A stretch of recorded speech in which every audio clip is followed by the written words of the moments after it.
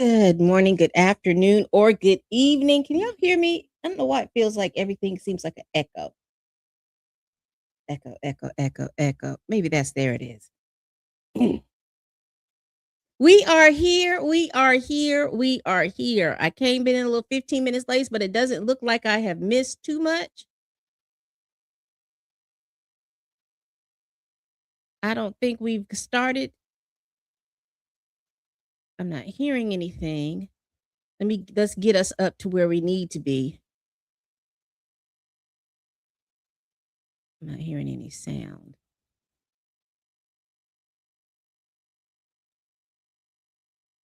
We're going to use the court TV feed today.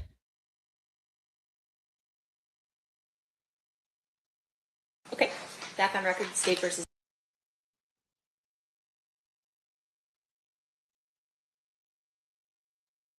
So we are probably maybe 2 or 3 minutes behind. Okay, y'all see everything.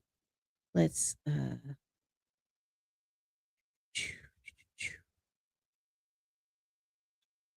right. Let me get everything together and we will be watching this together from the beginning. Here we go. All right. This is day 3 of Duane Keffe D. Davis. This is the Tupac murder trial. Okay, back on record, state versus Davis, C-377-407. Looks like we have the jury lined up. Anything we need to address before we bring them in? Not from the state. Mr. Sam? Yeah, I do have one request of the court. I Okay. understand that the state will be putting on a witness that actually has a medical appointment back in California tomorrow. Okay. And so as a result, I would like to be able to do my cross after they present all of their direct evidence, which would include the recording that will be played with regards to an interview with Mr. Davis. But I'd like to do that at the end instead of in the middle like we did yesterday or the other day with Detective Miller. There were questions I wanted to ask Detective Miller that I just couldn't do after the recording had been played. And so I understand that this Detective Dupree, would be in California tomorrow for the appointment. So you understand that he's going to be back in California, but you still want to do it via Zoom? Sure, yeah, because I don't want to miss with this appointment on. So no objection to him doing it via Zoom, but you want the state to present all of the information that they're presenting through him, and then you do your cross? Yes. Okay. I think we can accommodate that, right, state? Well, I mean, there is approximately 5 hours worth of recordings with him. Once it's into evidence, our choice to play it, whether he's on the stand or not, is when we decide to play it. Okay. During the trial. I explained to Detective Dupree that I planned to do my direct and his cross-examination today because I knew that he had to be out of here. Okay. I don't think he'd be opposed to subject to recall with Mr. Samp if he wants to go and would come back on by Zoom. But I am opposed to the idea that they're going to control the way we present our evidence. We'll do direct, we'll do cross. If there's anything he wants to additionally have from Detective Dupree, I don't think that he'd necessarily be opposed to getting on a Zoom in his case. All right. Do you guys want to talk to him real quick to see if he can be recalled? If there's something that needs to be done after everything's presented? Okay, I just want to clarify. I heard the state basically say that they don't want me to dictate how they want to present the case. I'm perfectly fine with that. I'm just saying. You're not stipulating that they can play it outside. Look, I mean, this is a matter of professional courtesy. I would definitely allow him to go back to California to do what he's doing. But he's on the stand. Technically, he's not supposed to be released until after the court releases him from the subpoena. And so as a result, if you want to play that game, then I would want him to stay here overnight so he can at least be cross-examined by me. I just was trying to be nice about it by doing it the other way, but it seems now like I have to recall this person. I don't trust that he wouldn't disappear in the wind. I don't care if he's a detective. Like, in my opinion, I got a problem with that. Well, yeah, but once a piece of evidence is admitted, it's our choice as to when to play it and how to play it. And so, like, I'm not getting dictated how we do that. If he's done with cross, if he's going to delay cross and keep him on the stand long enough, he's free to play it during this cross-examination if he wants to. Once a piece of evidence is admitted, it's admitted, right? Right. So I'm so going to lay the you're going foundation. to have him verify it and then not play it until closings or something, that's your prerogative. Or I could just, on Friday decide we're gonna play, because we have hours and hours and hours of audio to play, and just having somebody sitting on the stand for audio is not necessary. I can present it in any manner I want to. It just doesn't require the witness to be here to listen to it once. They're getting a little testy, aren't they? Just a tad testy. Mm, mm, mm. What sounds like what Mr. Stamp is saying is he has no objection to you doing your direct and then playing it without him being here, and then he would like to do his cross tomorrow. So I was just gonna see if, I just don't think we'll be through it by tomorrow. I think it may be, because we have a witness coming tomorrow, so we may be breaking up 2008 and then later on playing 2009. So I don't know when that's going to happen in our presentation of the evidence. I understand that. Kind of the issue that we're having, because we're really juggling a lot of out-of-state witnesses because nobody was in Vegas when this crime occurred. So Mr. Stamp, what I'll do is after you listen to when the state is done with their direct, and they've admitted what they want to admit and they say that they're done, I'll turn to you and you can let me know if you want to cross-examine now or if you want to ultimately recall him on your own for your presentation. And if, well, There's a little bit of a regret with regards to Detective Miller, and I do understand there were some audio-visual problems with his connection, right? In terms of his, there were questions that I look back and listening to this video or this audio that I should have asked him that I didn't ask him. I do not want to fall into that same regret with regards to Detective Dupree. So I just know that there will be questions. do you want me to ask then? I guess I was just trying to get somebody to figure out if he would be available at a later time for recall. That's all I'm trying to do at this point so that I can see what my options are. I'd be happy to go out and talk. I think he's in the back. So if you guys want to talk to him and see if he has a time afterwards, I understand your concern. I understand your point that we can just admit it and play it at closings, essentially. We don't, once something's admitted, you can play it whenever you want. That is true. You also may have questions that get formulated after the item is presented. So let's see if there's a possibility for him to be recalled at all at any point. I have no problem with doing that, but I don't know if he's available. Yes. So go check with him and then we can come up with a plan.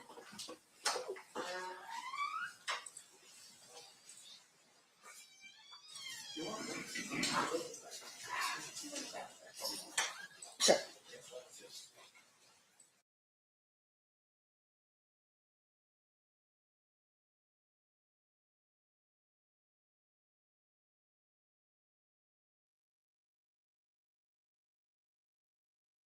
Well, I wonder what he was talking about that he had some regret for.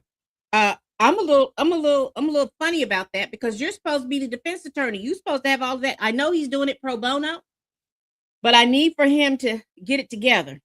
Get it together. But I don't know if this is an unreasonable request or not. Y'all let me know down in the comments. But that's why I like to start maybe like 10 to 15 minutes after they start, because it's always something like this before we get into it. And I don't see them. It's 1 o'clock their time. So they're probably going to be doing this until 5 o'clock.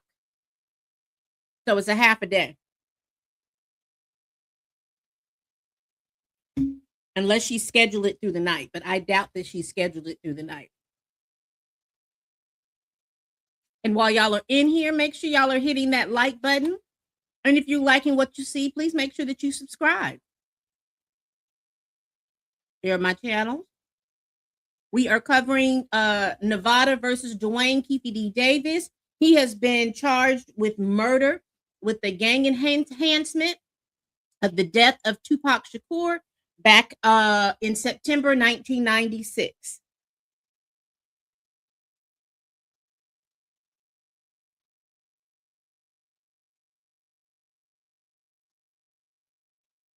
I think that's Tupac's sister. I think that's who that is.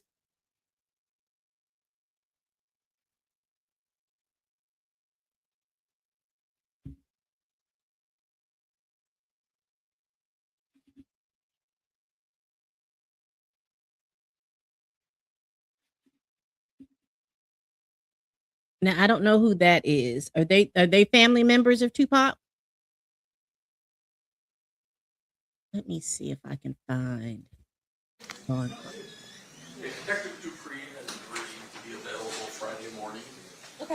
If Mr. Samp has any additional questions by way of Zoom, we figure by then we'll be through the 2 statements. I appreciate it. Thank you, guys. All right, perfect. So looks like that's been resolved. Anything else we need to address outside the president's? Not from the state. All right, let's bring the jury in. Captain Jury.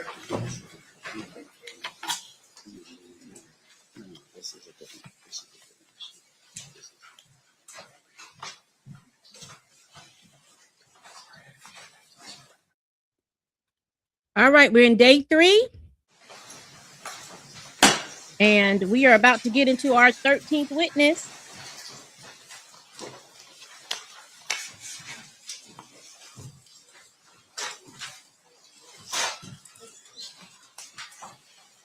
Do the parties sit close to the presence of the jury? Yes, sir. Yes, sir. Okay, you may be seated.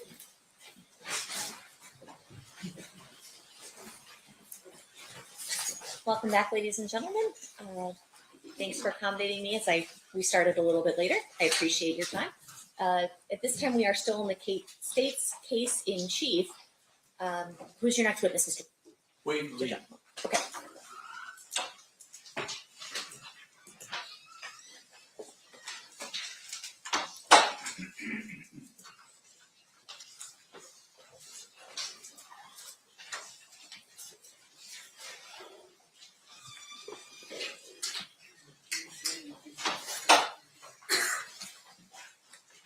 You do solemnly swear the testimony you're about to give in this section shall be the truth, the whole truth, and nothing but the truth, so help you God? Yes, I do. You may be seated.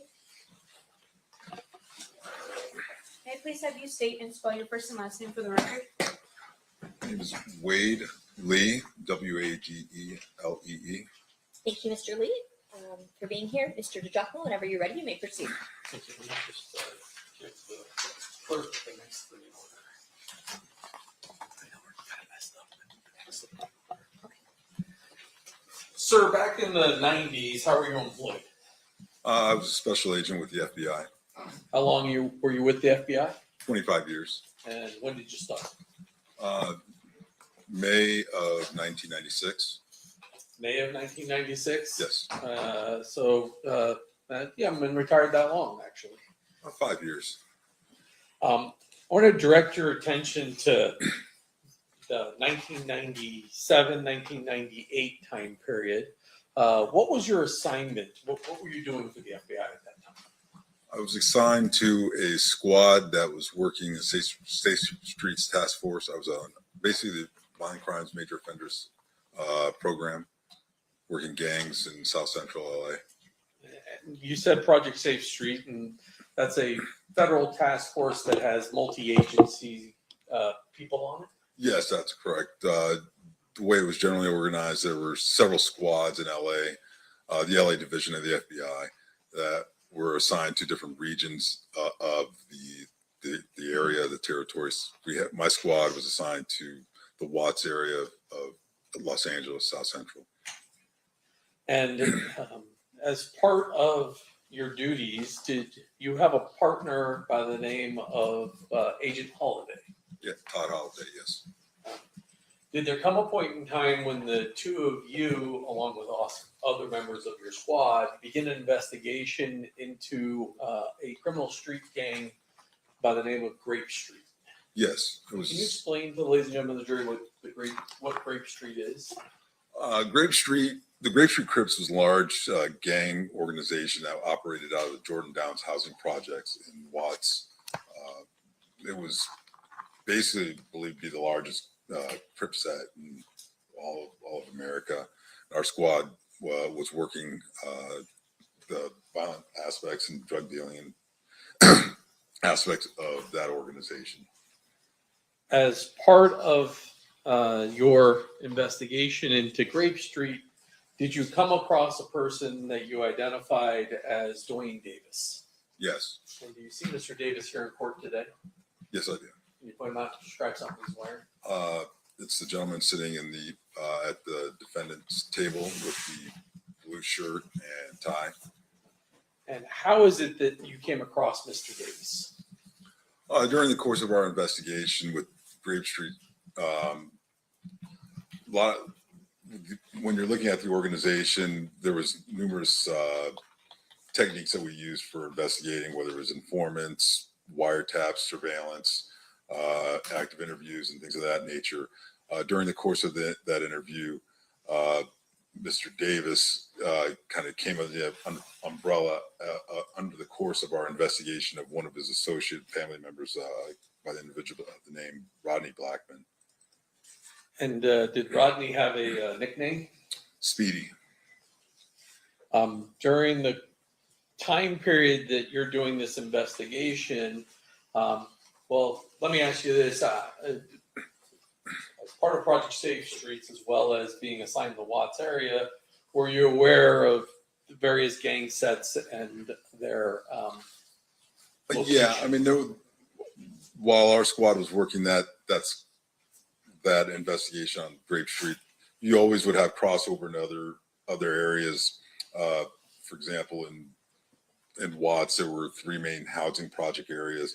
Each of them you had fairly prominent gang organizations, as well as gangs that came up from the Compton area and other parts of South Central Los Angeles. So there was usually crossover, whether it's from drug activity or other sort of gang violence, things like that. And you mentioned one of them, the Jordan Downs. Yes. What type of housing, what type of gang activity was going on in the Jordan Downs? So Grape Street Crips operated out of Jordan Downs housing projects, and they basically controlled that whole housing project as far as the drug trafficking, violent activity, and things of that nature. If somebody were hiding out from blood gang members hunting him, and he was a Crip, obviously, would it be safe for him to be inside the Jordan Downs? Yeah, from other rival gangs and things of that nature, yes, generally speaking. And you mentioned that Mr. Davis had a cousin, I'm going to call Speedy. At some point, do you wind up learning information that allows you to arrest Mr. Davis for some criminal offenses? Yes, we were part of our investigation while we were up on Mr. Blackman. There was a period of time when Mr. Davis actually was staying with Blackman. It was actually after the Tupac Shakur murder. During the course of our investigation of the Grape Street Crips and of Blackman and things like that, we were able to obtain information and evidence to develop a case against Mr. Davis. And can you just describe the general allegations of the case? It was drug trafficking, 2 kilos. He was indicted and arrested for selling 2 kilos of cocaine. And the type of evidence you had against Mr. Davis, what was it?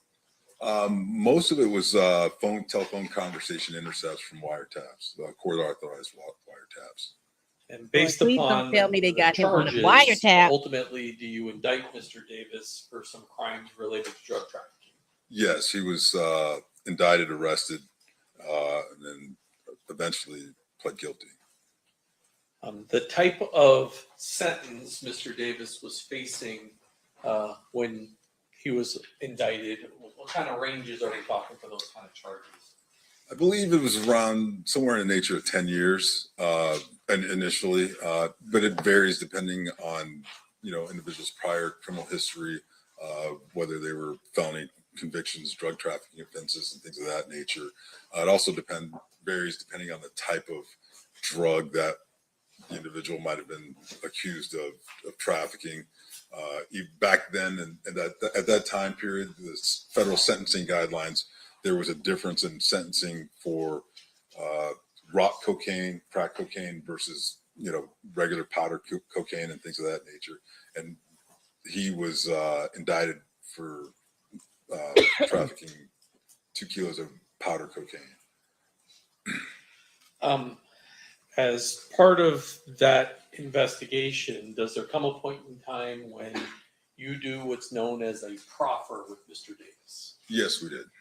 And describe for the ladies and gentlemen of the jury what a proffer is. So a proffer interview session would be, it's usually considered, it's a fairly common practice, particularly in the federal criminal justice system, where we have an individual who's been indicted and arrested. And it sort of is the beginning of a negotiation for a plea agreement, if you will. What we do is the U.S. Attorney's Office, the defendant's attorney, they all agree that conducting an interview with the FBI. The terms of that agreement are such that the defendant has to be open and candor, tell the truth regarding the questions that we ask him. In return, the FBI, Department of Justice, will not use what the defendant says in that proffer session against him in this case, in chief that we have him charged with. There's a couple little caveats. One being that if during trial the defendant goes on to make statements that contradict what he said in that proffer session, at that point it violates it, and we can use his statements against him. Those are generally in nature, and we agree to keep the nature of the interview confidential. Your Honor, may we approach? Yeah.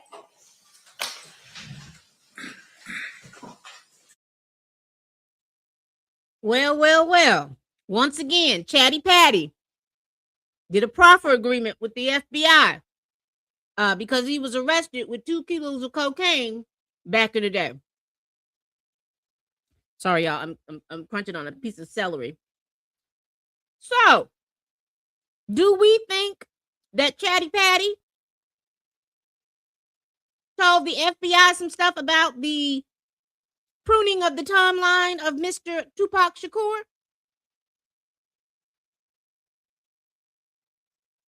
Because he's a chatty patty. He is a chatty patty. Chatty patty. OMG. OMG.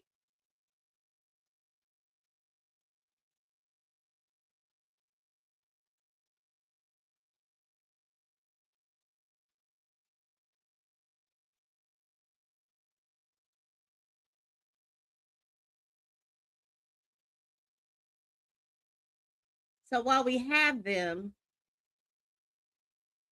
let's go over here. I looked it up real quick. So the proffer agreement right here, it says a proffer agreement, often called Queen for a Day letter,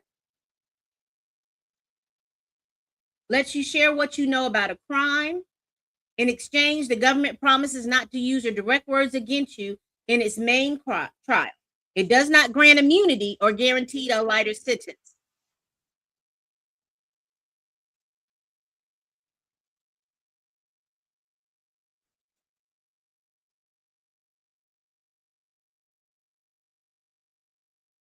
Holiday with you. Todd Holliday attended, as well as Assistant United States Attorney, along with the attorney for Mr. Davis, who were also there. And what was his name? I referred to by. Well, I have what's marked as state proposed exhibit 4 to 6. I know you got a copy Okay. there. That's fine. How about we use the one that I have Sure. marked, and then I'll take these back from you. If reviewing those notes, refresh your recollection as to the name of his attorney. Yes, Edie Fall. Okay, after reviewing that, has your recollection been refreshed? Oh, yes. I'm Okay. sorry. And it's Edie Fall? Yes. Understood. You may proceed. First of all, let me ask this: up until you were contacted sometime this year, have you maintained the confidentiality of this conversation that you have with Mr. Davis? Yes. And as far as you're aware, your partner Todd Holliday also maintained the confidentiality of it. Yes, as far as I know. And before you hit the stand today, or sometime last week or the week before, or at some point, the United States or the U.S. Attorney's Office issued a letter authorizing you to testify to these two conversations you had with Mr. Davis. Yes, referring to the TUI letter, yes. And that's a requirement that state prosecutors have to get permission from the federal government to allow you as an agent or former agent to testify to actions you took in your official capacity as a federal law enforcement officer. Yes, regarding those two interviews, yes. How is your proffer with Mr. Davis documented? Usually we use the standard FBI reporting mechanism, which is a FD 302 report. And that is essentially a report that lays out the information you received. There's no audio recording of that particular conversation. That's correct. And is there a FBI 302? What's in front of you? And I forgot the number. Is it 146? 146. 146, is that a fair and accurate copy of the description of the conversation that you were a part of with Mr. Davis on July 16th of 1998? Yes, it is. Move to admit 146. No objection. So admitted. Now, I'm not going to have you go through everything that was in there, but what is your purpose in talking to Mr. Davis in the proffer session? Well, the purpose is to glean as much information as we can regarding what he knew or knew at the time regarding gang, drug, violent activity going on within the Watts and Compton areas. Were you investigating directly, at least, the Tupac Shakur murder? Not directly, like it wasn't. We weren't assigned. We were working our normal gang activity investigations. However, it was known to us that he was a person of interest. Mr. Davis was a person of interest regarding that homicide. And so during this proffer session, you asked him questions about that as well. Yes, we did. I'm going to go through 146 in front of you. And actually, I can roll it up here on the screen for you.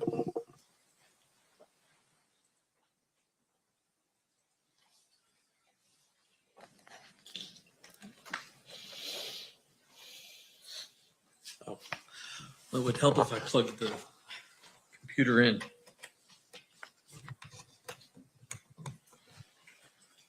So Chatty Patty was talking about everything, gang activity and everything else. He must have said something about Tupac. They're getting ready to show us. So that's something. what the front page of this 302 says. Is confidential and has the date and a description of who the people that are present for this particular proffer are. That's correct. The very first part of the interview, and let's close that. There, you have a discussion with Mr. Davis about an individual called Zip. Tell us what he tells you about this individual Zip initially. Initially, that Zip was an individual from New York who was a pimp who controlled girls, numerous girls, sold marijuana. He did just mention that Zip was involved in PCP trafficking, and that Davis at one point arranged for an individual by the name of Patrick Bernard to give Zip some PCP. So Zip came from New York to LA to conduct the transaction. Did he also mention how he met Zip? Yes, he said he met Zip at a baseball game somewhere in approximately 1993 or 94. There was an individual named Fats who's also at the game that introduced Davis to Zip. And then he talks to you a little bit about who Fats is. Yeah, Fats was a large cocaine supplier who operated in the west side of LA. He's also known as Flint. Davis associated with FATS prior to 1994, up until basically the time, I guess, where FATS was arrested and taken into federal custody. Let's skip past some facts. There's a or part of this conversation, a person by the name of Wayne Day comes up. Do you know who Wayne Day is? Yes, Wayne Day was actually arrested by the squad that I worked on, the Safe Street Task Force. He was a large scale drug dealer, drug trafficker in the Watts area, Compton, with Grape Street Crips. And does Davis describe his relationship as it relates to Mr. Day? Yes, there was. He mentioned that they were related. That Davis had an uncle who was the uncle of Wayne Day. Is how he described it. And then there's a conversation in this next paragraph where Mr. Davis makes mention of Mr. Day having Compton sewn up. What does sewn up mean? Well, in terms of having control of all the drug trafficking in that specific area, and actually, it was mentioned. Agents mentioned to him and said that Wayne Day had Compton sewn up, and Mr. Davis said actually that he had part of Compton sewn up, that he didn't have the south side part that Davis operated in. And then does he tell you what his role is in the south side part of Compton as it relates to drug trafficking? When you say he, you're referring to Mr. Davis, sorry. That Mr. Davis had that side of Compton handled as far as the drugs. And did he talk to you about who handled the north side of Compton? Yes, he did. It was an individual who was a former Compton PD officer by the name of Reggie Wright Jr. I'm going to drop down a little bit here to the part where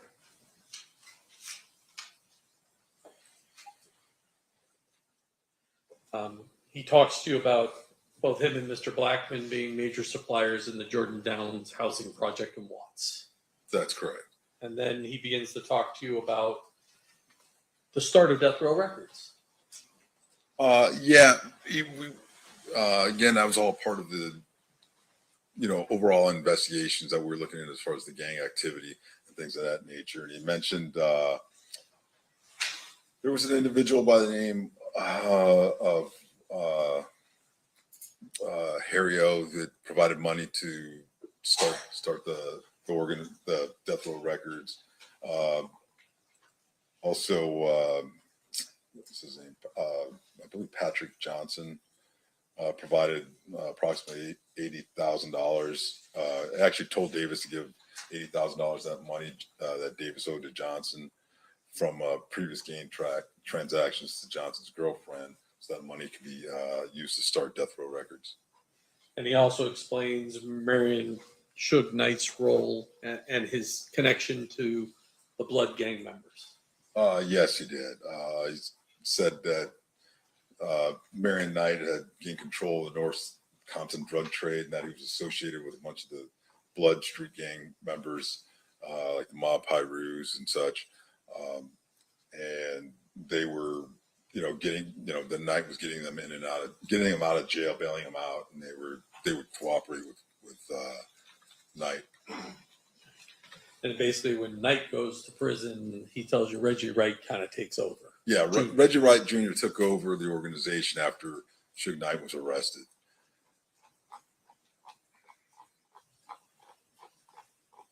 You already mentioned Harry O, but Davis claims to actually be involved in the delivery of some of the money associated with the startup of Death Row Records. Yes. How, Sway? I thought they were from rival gangs. Jump down. Chatty Patty Start just says to see says the a top lot. there. you ask him about his prior relationship with Mr. Knight prior to the murder of Tupac Shakur. You see that paragraph there?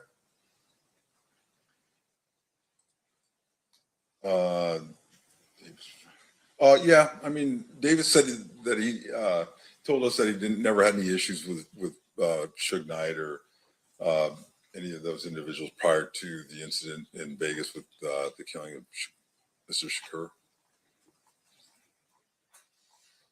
And Mr. Davis goes on, and I'm going to skip down just a little bit, but he basically accuses two Compton Police Department officers, Sergeant Reynolds and Lieutenant Reggie Wright Sr., the father of Reggie Wright Jr., as basically being corrupt officers.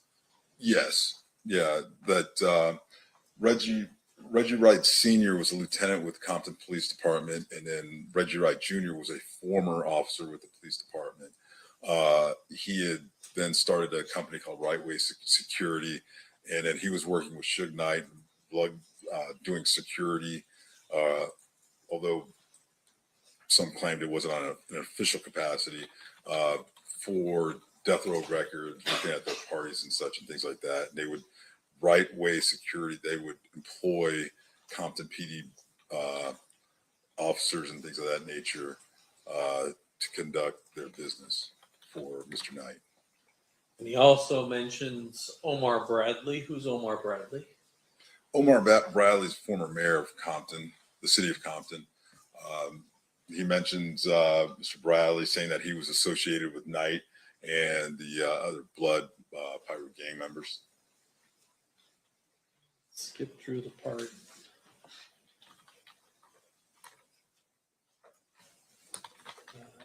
Top of page 4, he provides information, or at least asserts that Reggie Wright Jr. is distributing drugs out of a particular location, and even names some people that are helping with that.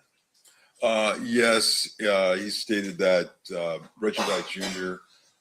Had a drug distribution location, an auto body shop called Untouchables, that was located at the corner of Alondra and Washington in the city of Compton. There was the shop was owned by an individual by the name of Melvin Hurd, and then Hurd, a guy by the name of G. Ray and Jim helped distribute cocaine from the shop.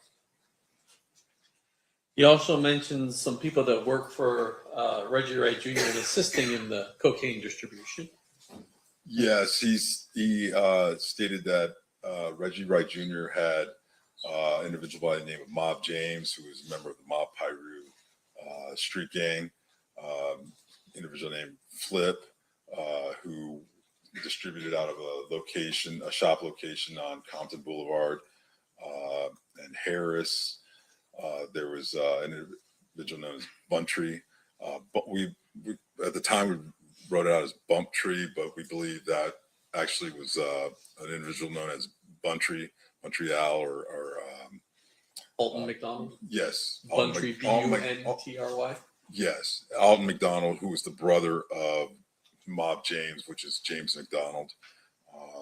Also another individual named Trayvon Lane, who was a Mob Pirate gang member, and then Kevin Woods.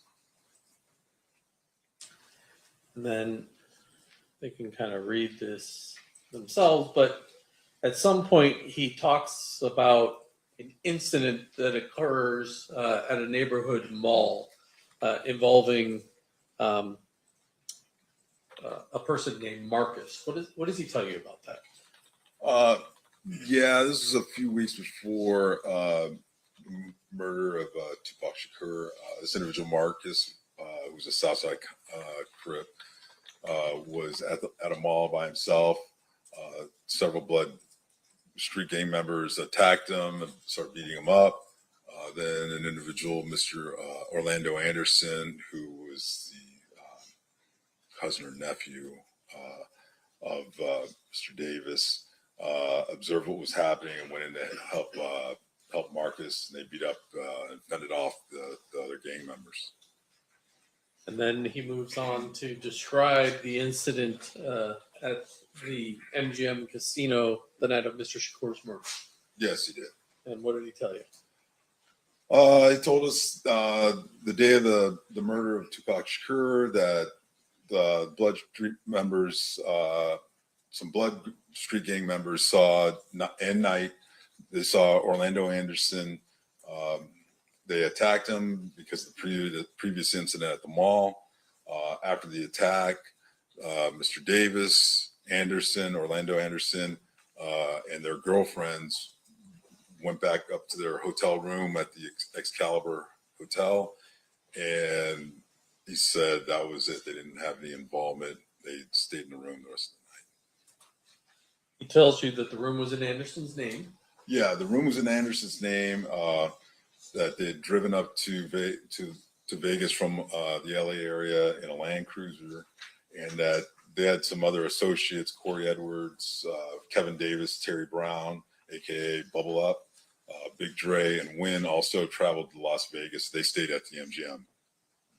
And he repeatedly denies to you knowing who killed Tupac Shakur. Yeah, he said they didn't have any knowledge of what happened, that they weren't involved. He did later speculate that maybe it was some Compton police officers that were working for Suge Knight, and that maybe it was because he had heard that Tupac was talking about possibly leaving Death Row Records or something to that effect. But His suggestion was that perhaps Knight, who's driving the car, had Compton police officers shoot Tupac in the car Suge's driving. yes, something to that effect. I'm going to keep rolling down here. He gets back at page 5 to talking about Zip. So how does he tell you? Well, he talks about Zip and how he becomes associated with the Notorious B.I.G. Yeah, he said that back in 93, 94, Zip introduced Davis to Notorious B.I.G. at Summer Jam concert. And Davis would associate with Notorious B.I.G. when he was in LA area, but they never had any like drug connections or anything like that. He tells you that he was actually at the Peterson Automotive Museum the night Mr. Wallace was killed. That's correct. Yes. And that he saw some, at least people associated with Death Row Records at that location. Yeah, he told us that prior to that, the night of the murder, Davis observed some females associated with Death Row Records at the party. He said, well, like Jewel, a singer, Lachelle, a comedian for Death Row, and Davis believes that they saw Mr. Wallace at the event, and then called Blood gang members to come. Davis did say he observed Reggie Wright Jr. and DJ Quick, who was a performer for Death Row, Theo, a local disc jockey, and about 10 or 11 other Treetop and Fruitown Blood gang members arrived at the event. Davis told Mr. Wallace that they were to watch, that they were there and they should watch out. And then shortly thereafter, Mr. Wallace was shot, but Davis wasn't there. He didn't see who actually shot him. But once again, he tells you that he believes that Reggie Wright Jr. and Blood gang members are the people that killed Mr. Wallace. Yes, he said he believed that Reggie Wright Jr. and the Blood gang members associated with him were the ones responsible for killing Notorious B.I.G. When asked who the individual was who actually killed him, based off of there was a composite drawing that was that had been provided and was kind of passed around, so we showed him that. Davis responded that the composite looked just like Reggie Wright Jr.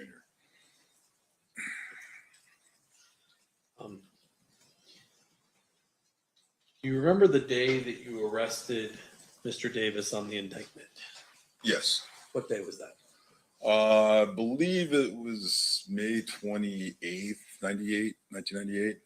Was it the day before the Orlando Anderson's killed in his own shootout Yes. in California? Yes. And Mr. Davis talks to you a little bit about that without going into the specifics, but he talks to you a little bit about how Mr. Anderson wound up dying. Yes, he did.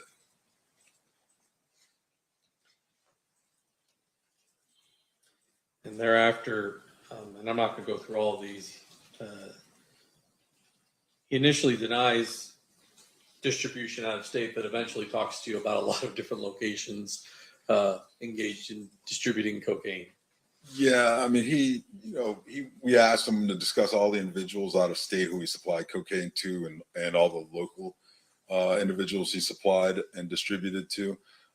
He initially said that he hadn't distributed out of state to anyone or knew of anyone who did it within the last 3 years. But then he went through and we started asking about specific individuals, and he would provide more details and information about who he had supplied and what he had supplied and sort of the details. One of the people he talks about is Primo. Yes. Primo was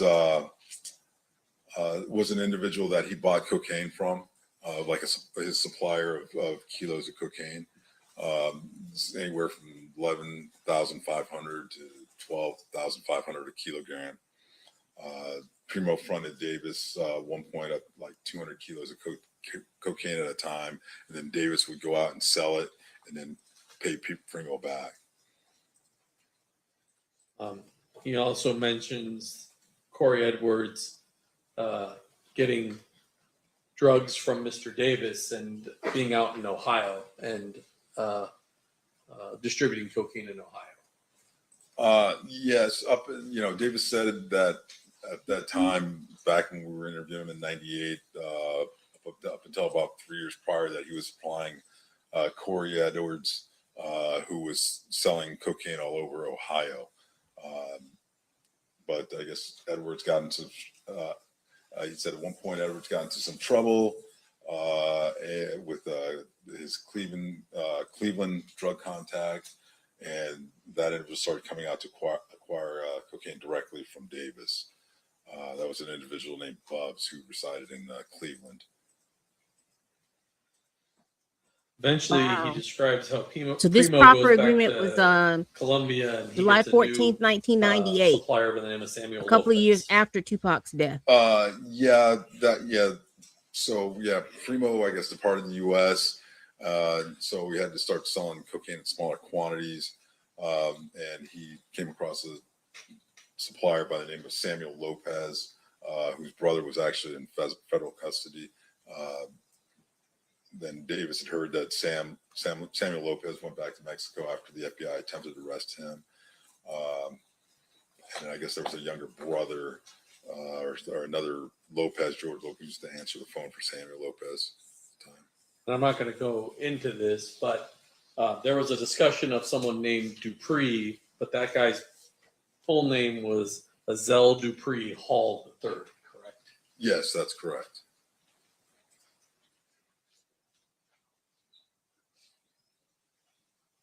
He talks specifically about the phone calls that you were playing for him, that you had captured him on the wire. That's correct.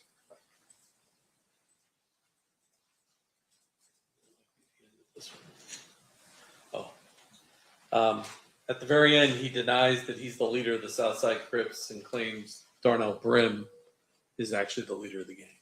Yes, he's even though he had said that he was large scale, basically a drug trafficker on that south side of Compton, that Darnell Brim was actually the head of the gang, if you will.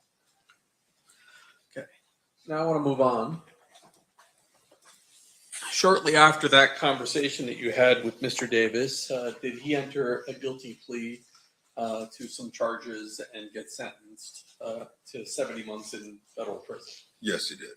That's a little less than 6 years. So he got some benefit from talking to you from what the... Yeah, I don't know if it was 70 months. It might have been 77 months, 70 or 77 months. I don't recall specifically. Judge, I have in my hand, it says it's admitted, but I don't remember offering it, a certified copy of the indictment, the plea, and the judgments of conviction. Oh, he has the in indictment. United States District Court for the Central District of California, case CR-98 537, evincing his. I have the parties attached.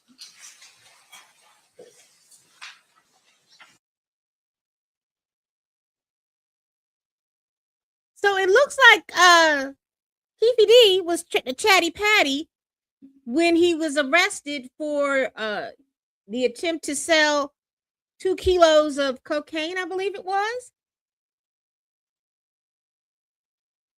And in this proffer agreement, he went back over crimes that other folks had committed, and he also made a statement that somehow, somewhere, he had helped pay for death row. he had put in on it.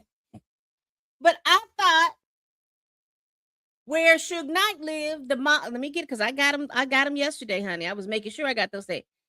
That Suge Knight lived in the mob Piru territory, and Chatty Patty here, Keffe Davis, lived in the Southside Compton Crips area. So he put in on death row.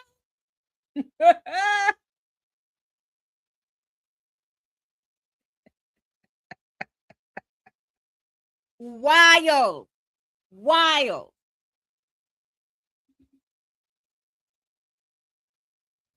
I was reading, I was trying to read as I was going along, Blue. It's a lot. I have to go back. I think I'll have to do a video or something, but it's a lot. He has talked about a lot of stuff in that video. I mean, in that proffer agreement.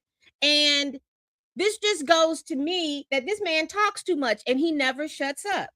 He likes to be the center of attention, and it's now eating his behind up. Because not only was he talking to the police, he was talking to Vlad. You absolutely, you know what? We probably need to do a whole show just based around that proffer agreement. But this man talks entirely too much. And now it's biting him in the tail. I guess he thought that since the other people had gone on to glory, there wasn't going to be anybody who was going to contradict what he says. But he didn't think that, hey, I'm the only one left standing.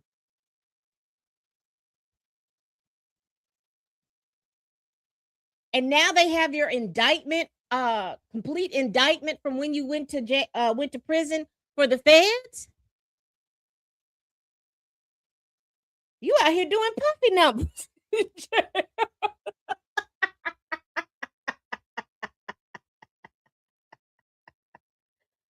Baby.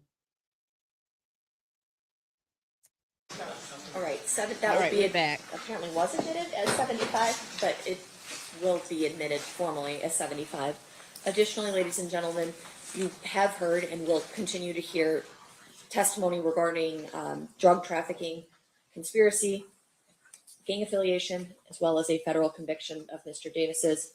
These are not offered to show that Mr. Davis has a propensity to commit crimes.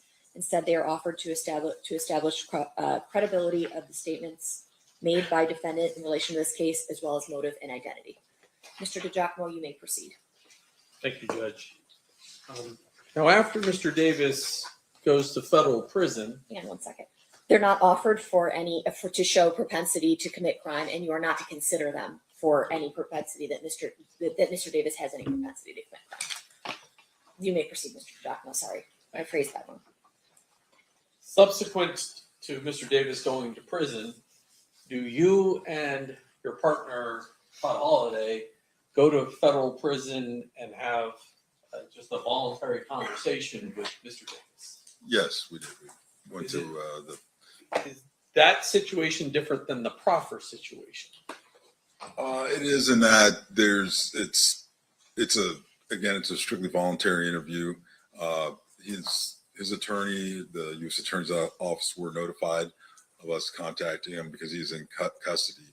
But the terms of the proffer, it's not the same as the proffer agreement. It's just a normal, regular interview. But once again, you do promise him confidentiality during that conversation. Yes, we did. And up until the U.S. Attorney authorized you, you maintain that confidentiality. That's correct. showing you what's been marked as state's proposed exhibit number 149. Is that the 302 that describes that particular conversation? Yes, it is. Move to exhibit 149. Any objection? No objection, Your Honor. So admit. And I'm going to put that one up on the screen. Can you tell me the date that occurred? The interview, let's see here, April 15th, 1999. Okay. And the report's generated on April 20th of 1999. That's correct.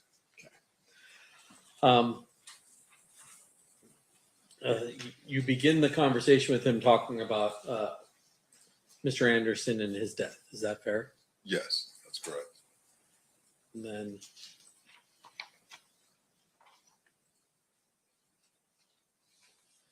Mr. Davis tells you he's not aware of any motive for why blood gang members or individuals associated with death row records would have wanted to kill Anderson. That's correct.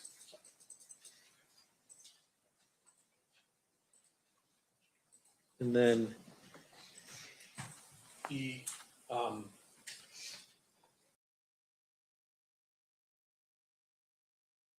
because the prosecution is going to go through this fast. Now, according to this document and according to Chatty Patty, it says Anderson was not involved in the shooting death of Tupac Shakur, and neither Davis nor his group killed Shakur or Christopher Wallace, aka Notorious B.I.G. Davis does not know who killed the two rap stars. He believes that either individuals from New York associated with Puffy Combs or individuals associated with Death Row could have killed Shakur, and that individual associated with Death Row Records killed Wallace. Because you remember that's what was floating around in the zeitgeist. That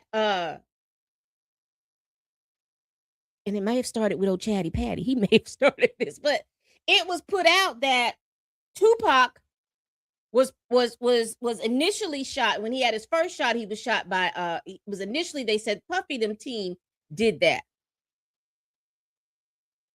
And then they said that the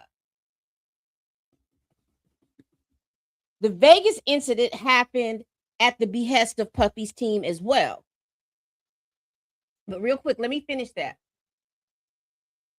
The conflict between Davis and Marion Knight and the conflict between the Southside Compton Crips and the Compton Blood Pyru gangs began as a result of the mall altercation between Marcus Nunn and Orlando Anderson and the members of the Southside Compton Crips with the Blood Gang members, including Trayvon Lane.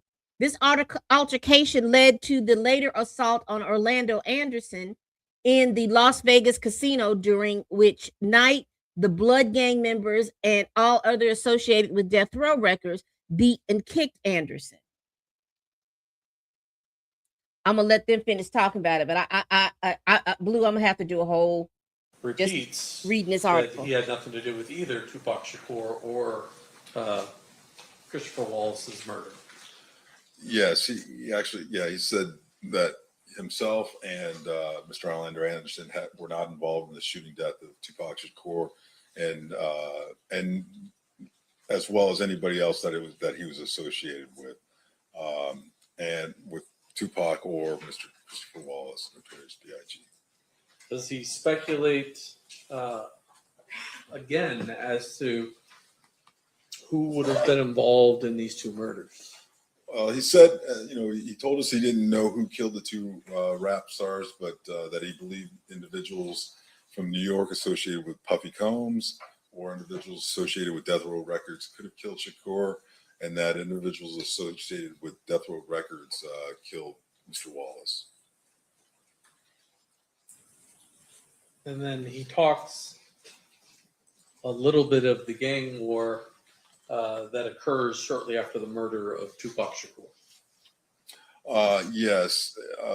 Basically, he said that there was a conflict between Davis and Mr. Marion Knight that resulted as a result of the shootings, that the conflict, there was basically a war going on between Southside Compton Crips and Compton Blood Pirate Gang members, from stemming from the mall altercation with Marcus Nunn and Orlando Anderson, other members of Southside Compton Crips, along with the Compton Blood Gang members.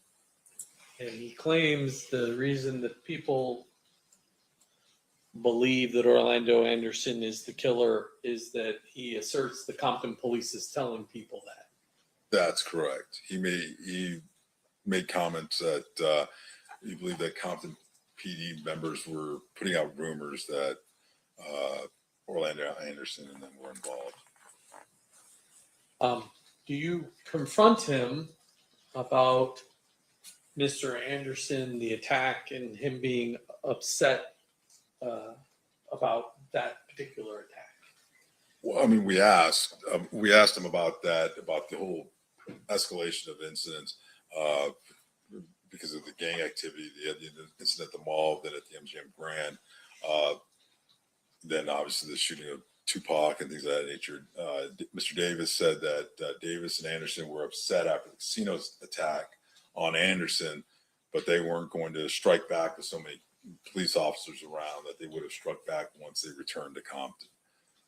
So he indicates to you that he's angry enough to do it. It's just he planned on doing it back in Compton, which instead of in Las Vegas. Yeah, if they were, apparently it was because of police presence in the area, something of that nature.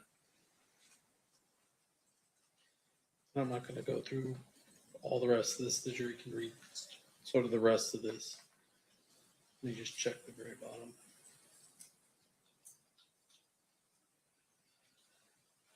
Well, thank you, Agent. That completes my questions. Okay. Mr. Sant, cross-examination. Thank you, Honor.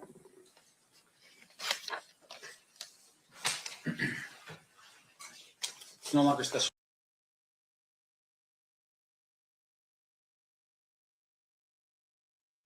So before he starts to talk, because you remember, if we go back to what the prosecution, their opening statements, and go into what the defense's opening statements. Now, the defense has talked about the fact that his client is a chatty patty and that he overemphasizes and he talks about a lot of stuff, versus the prosecution saying that this man was a baller, shot caller. He was running the gangs and stuff. He knew everything about the gangs and stuff, and that he was the one that made all the shots and called all the shots to get people beat up or done over, or whatever the wording and things talking about. So the prosecution has brought this witness in to show that Keffe D has talked to law enforcement officials about doing certain things, correct? Now, in the last video that they had talked about, he was Chatty Patty, aka Keffe D, was also doing a lot of big talking too. And so, to me, so far, this is showing me that Chatty Patty chats to anybody and everybody. And this kind of helps the defense just a tad, that, see, if he had said or made some kind of thing that he was going to do something to Tupac Shakur and Suge Knight, then all of this happened. Why is he now telling the police 2 years later that he didn't know anything about it? Oh, excuse me. Special agent, or it's still special agent? Either way is fine. All right.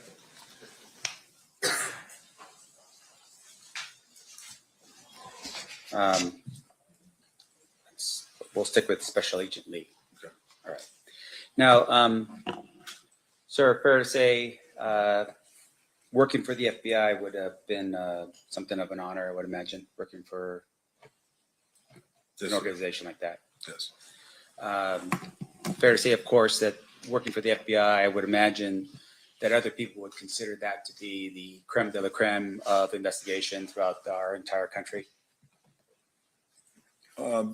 Yeah, some people would consider that, yes. You put on seminars for law enforcement agencies throughout the country to help them with their investigative efforts, to help them become better police officers and detectives, fair? You're talking about me specifically? No, no, or- well, you as the FBI. Oh, okay, yes, yes.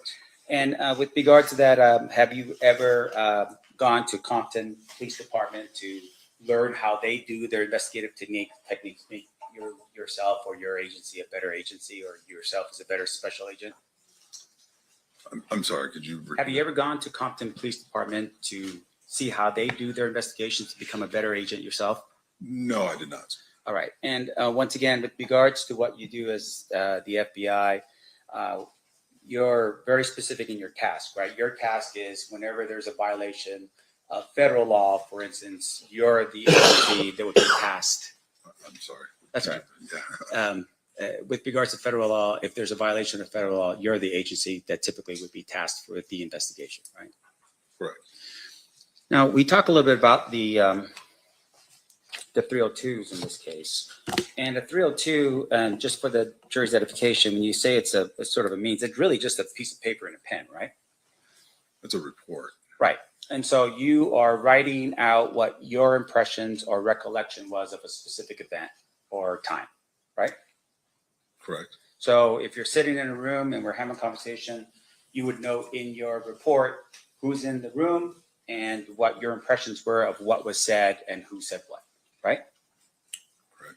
Now, of course, juries here would be curious. You know, we have recorders now back in 1996, 1998 in this case. Recorders were available to the FBI, but of course, that's not how you do your job. The use of recordings for the FBI they were not standard policy and procedure for the FBI at that period of time. Yeah, and you've retired since what, 5 years ago? Yes.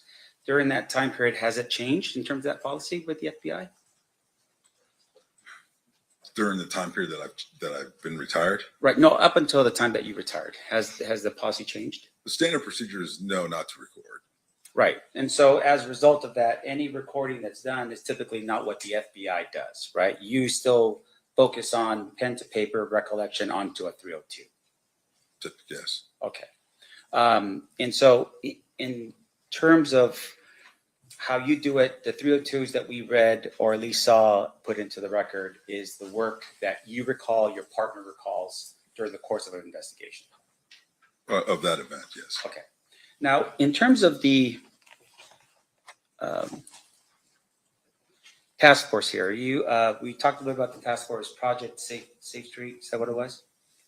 Yes. Yes. Can you tell the jury a little bit of what that project was about? The Safe Streets Task Force. Yes. So it's a compilation of multi-agencies directed to address gang activity within specific areas. So the Safe Streets Task Force initiative is a national initiative, but then there are fundings and directives that are sent to specific areas to address areas of high crime committed by gang activity. Okay. And I would imagine gang activity would include violent crimes. Correct. As well as, say, in this case, drug dealing, Drug trafficking, yes. as long as it's associated with gangs. Yes, primarily so, yeah. Because, of course, you do have the DEA that also runs their own investigations as well. DEA, ATF, yeah, we work with them. Now, in terms of your about this task force, can you tell us at the time when you were operating on it, who was on the task force? Oh, I mean, there were several agencies in terms of specific agencies. Well, just in terms of your working with other people, do you recall at all who it was that was working on the task force with you at that time? Well, there were members of Los Angeles PD. We've had, I believe there was ATF.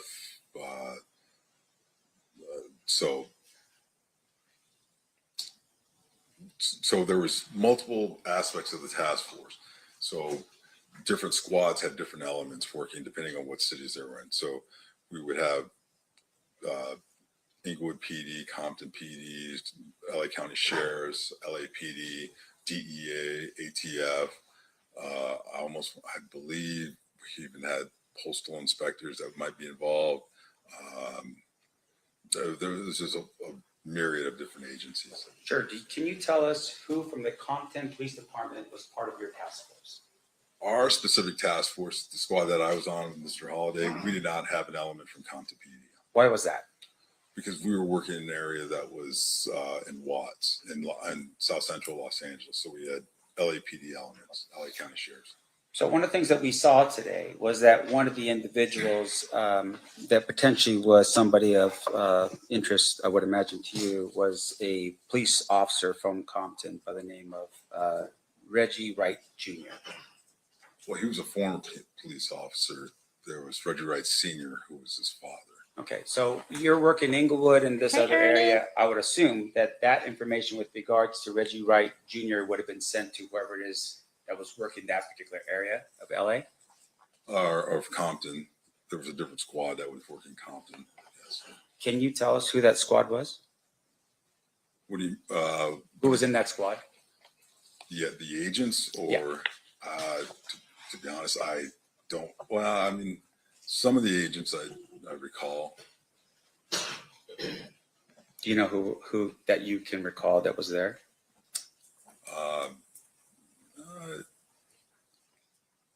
At that specific time, I'm not sure. There was an agent, Elliot.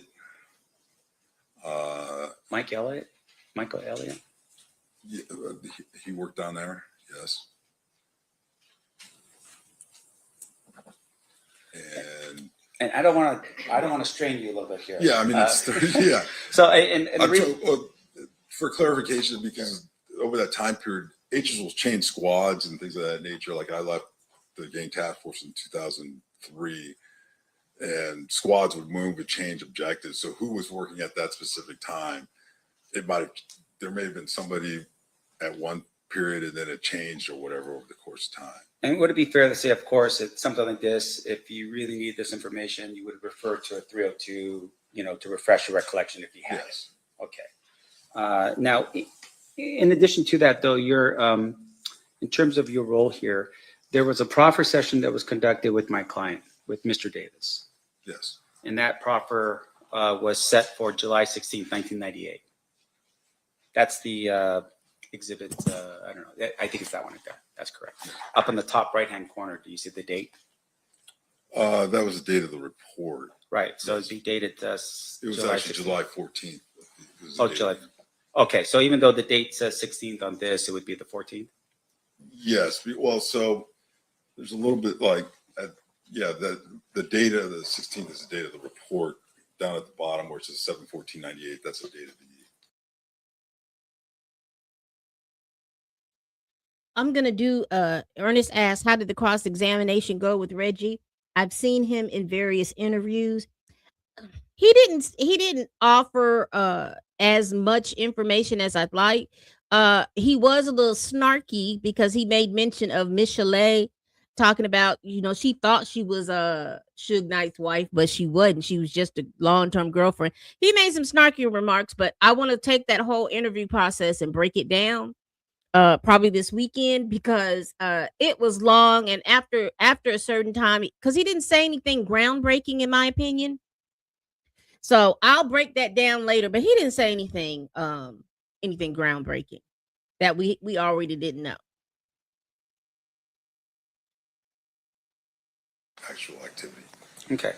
And you're meeting with Mr. Davis, and specifically, you're meeting with him in terms of under the task force, which was gangs and whatever they're doing that's crime related to gangs. Is that what we were doing at this point under the Safe Street task force? Okay. And so when you meet with Mr. Davis, there was an understanding at that particular point that, hey, whatever you're going to tell us, we're not going to prosecute you for. Is that what was happening on that date? Under the proffer agreement, yes. Okay. And that proffer agreement.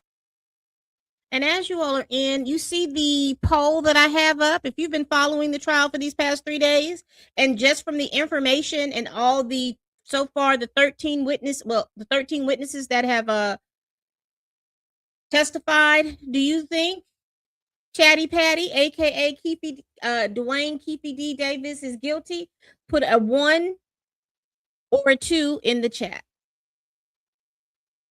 Of course, does require the approval of the United States Attorney's Office that would be responsible for that area, right? Yes. And in this case, that person would have been Assistant United States Attorney Michael Terrell. Correct. Was he present for that meeting? Yes, he was. Okay, so it's you, your partner, another FBI agent, as well as Special Agent Michael Terrell. Assistant United States Attorney Mike. I'm sorry, Assistant United States Attorney Michael Terrell. And in that meeting, there's an understanding between Mr. Davis and his attorney that whatever was going to be said was not going to be used against them. Unless he came out and testified and said something that was contradictory to what he said in the proffer room, yes. Sure. Now, once again, we're talking about the federal government here, right? So was there an actual proffer that was signed by the parties indicating the understanding that you're telling us right now in terms of what was the terms of the agreement?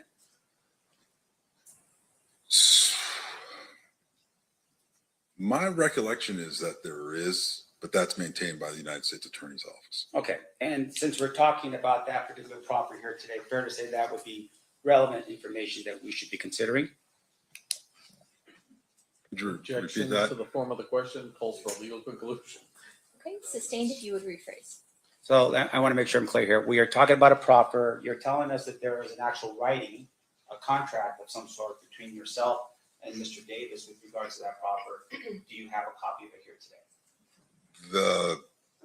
That's not between myself and Mr. Davis. It was between Mr. Davis and the United States Attorney's Office. Okay.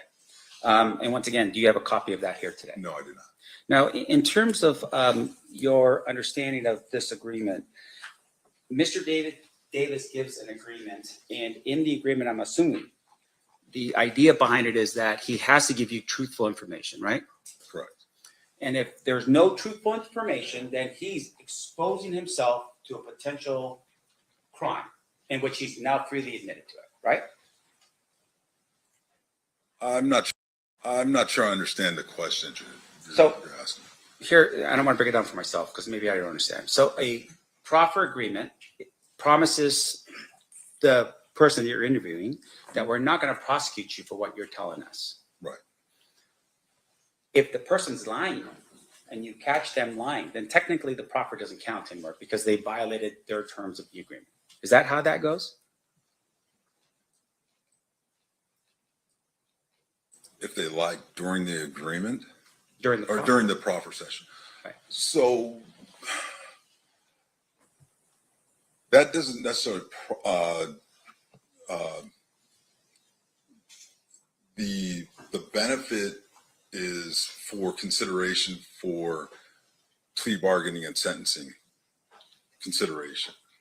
So if the individual who is being interviewed during the proffer session shows a lack of candor, lies, and things of that nature, then the consideration for a plea bargain, plea agreement will be considered by the United States Attorney's Office and what they will offer to that defendant.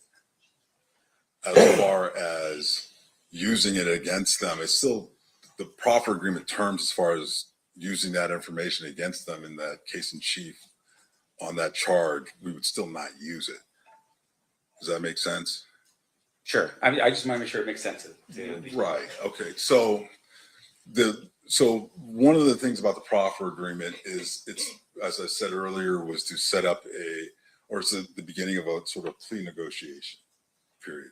So we go to Mr. Davis, we say, you come in, you tell us the truth. We won't use it against you in this case or whatever, regardless of what you say. And the United States Attorney's Office will take that information, determine how useful, how valuable it is. For example, not in this case, not necessarily in this case. We've had individuals who provide information and then they actually go on to become cooperating witnesses for us. They're willing to testify in case against other co-defendants and things of that nature. All of that gets utilized in determining the sentencing for that person and for reducing their sentence on that federal charge. As you're suggesting, if an individual comes in and they're not truthful, they're providing us information that we know is factually inaccurate based on our other investigations, surveillance, wiretaps, and things of that nature, and statements from other witnesses, we would report that to the United States Attorney's Office, and they would take that as far as the sentencing that they would offer for the plea agreement. They would say, well, your client hasn't been forthright and candor. We're not going to reduce it at all. Did you do that in this case? Was there any recommendation from you or your partner back to the United States Attorney office, and specifically to AUSA Michael Terrell, that said, hey, Mr. Davis is not being forthright and truthful with regards to his July 14th, 1998 statement? I did not specifically do that. Whether or not Mr. Holliday did, I'm not aware. Now, let me ask you this then. So he gives a statement, and I want to make sure we're clear.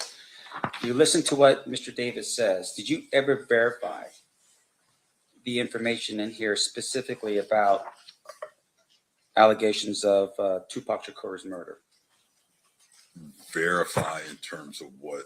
Well, for instance, in the document that would have been the year 302 that's dated as of July 14, 1998, there's an indication here, for instance, that Thank you, Ernest, for the at 5 Las jewels. I Vegas appreciate it. Casino, Davis's girlfriend and Anderson's girlfriend walked or went up to their hotel room at the Excalibur Casino. Now, once again, this is 1998. The death of Tupac Shakur was in September of 1996. Right. Did you ever verify that information with Las Vegas to see if either, and in this case, that what the 302 indicates is that the room was in Anderson's name. Did you verify that to be true? I did not specifically know. Okay.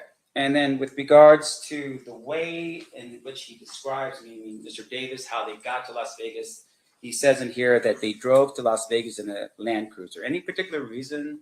I mean, did he have a Land Cruiser? Was there any verification of that information? I did not verify that. Now, in addition to that, he had indicated that Corey Edwards, Kevin Davis, Terry Brown, and Big Dre, or AKA Big Dre, Big Dre and Wynn had also traveled to Las Vegas. Did you ever verify if any of those individuals went to Las Vegas? No, I did not. And whether or not they stayed at the MGM Casino? No, I did not. Okay, so once again, for the jury's edification, shooting takes place in September of 1996. You're getting this information from Mr. Davis on July 1998, right? Yes. About a year and, Right. 8 months, 9 months, something like that. Now, in addition to that, he had made mention, at least with that first interview, that he believed that Compton police officers had been the ones to have committed that particular act, the crime in Las Vegas, in terms of the shooting of Tupac Shakur. Mhm. Is that a yes? Yes. And once again, that's just for the I'm sorry. record. Yeah, Okay. you're sorry. And with regards to that, though, sir, did you ever look into the possibility that Compton police officers may have been involved in the shooting of Tupac Shakur? I did not specifically know. Okay, and when you say I did not specifically, do you have any personal knowledge as to who in the FBI was responsible for following up with that information? I'm aware that there were numerous investigations going on. There was Las Vegas PD had an investigation. There were Compton PD, LAPD. There are numerous elements of investigation going on regarding the murder of Tupac Shakur. Regarding Mr. Davis, our squad, and what we were investigating regarding the gang activity and the drug trafficking and the charge that he was on, I was not specifically tasked to follow up and track that down. Who did? I'm not aware of. Now, fair to say, though, of course, if you become aware of a crime like that, you would report the information that you have to whoever the responsible investigative agency would be, right? Correct. You're not just going to hold on to that information and just keep it to yourself, right? Correct. Or ignore it. Correct. So in this case, for instance, you share with us that there were wiretaps that were being done of Mr. Davis's phone during the time period you were investigating. Do you recall that line of questioning? Yes. Now, wiretap is not the same as a pen register, right? Correct. And just for the ladies and gentlemen of the jury, pen register is just numbers that you just, that you keep recording in terms of what number is calling out, what number is being received. Correct. And then an actual wiretap is when you listen to phone calls where people are talking on the phone without you telling them that you're doing so. Right? Correct. So with regards to the information that you received and the phone calls that you had, were there any phone calls at all in which this guy over here, Mr. Davis, somehow admitted or said anything along the lines of that he was either involved in the murder of Tupac Shakur or that he was even in Las Vegas on the day it happened?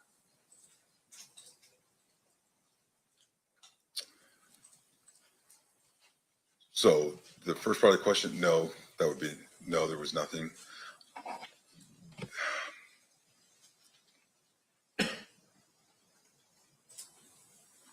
Regarding the second part, being in Las Vegas, I believe my recollection is that there was conversation about being in Vegas and coming back to Vegas after the incident, the incident being the murder of Tupac Shakur, but that was it.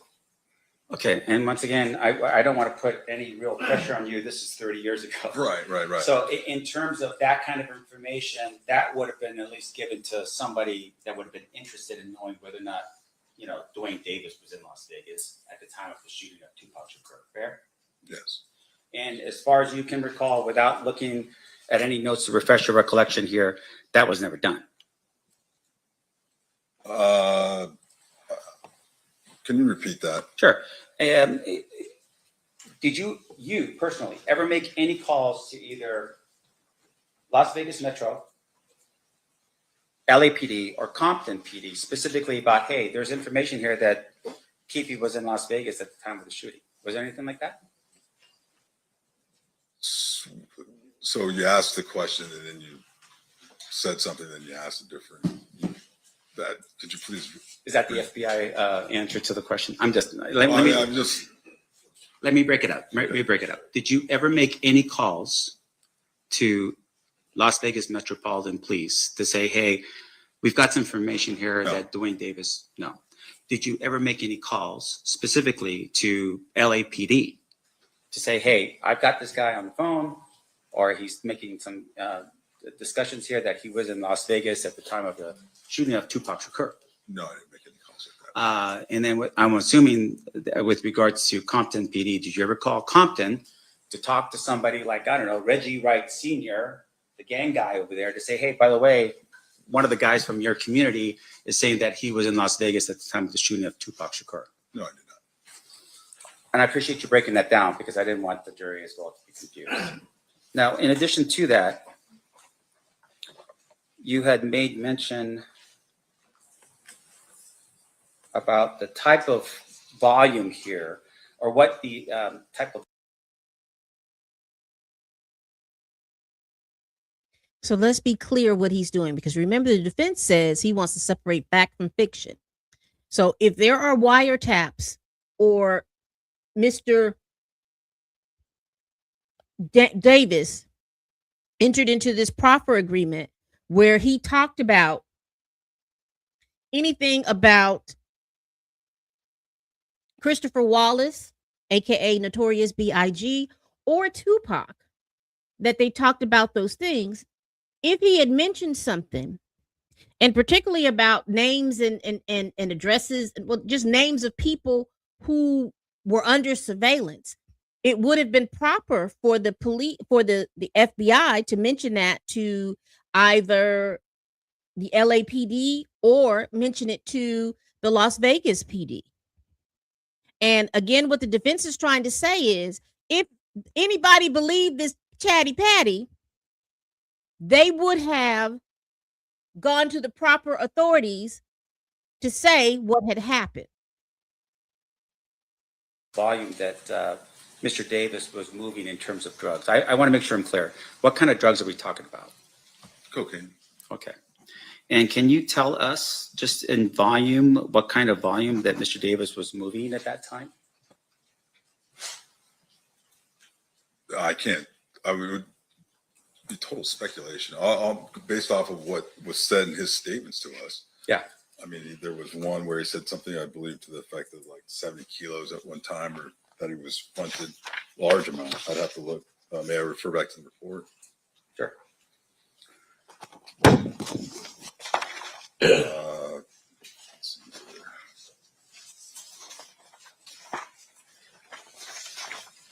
I know there's one for 60 kilos. I'm just want to make sure the jury understands. Oh, I'm sorry. Primo Fine Davis, 200 kilos at one time. Okay. So fairly large scale. Did you ever prove, was that ever proven to be true? That he received that quantity of cocaine at that time? Yeah, sure. I mean, confidential informants show up on scene, undercover police officers are there, No, sir. anything like that. No. So it's literally what he's just telling you, right? In your 302 for this Yes. period of time, but no verification whether or not that was true or not. Regarding that specific transaction, no. Sure. Or let me make sure I'm clear here. That specific transaction of 200 kilos is what we're talking about. Yes. Okay.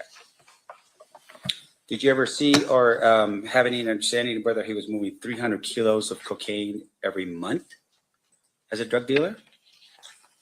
Did Did you ever get any information indicating that he was moving 300 kilograms of cocaine every month? I did not have that kind of specific information.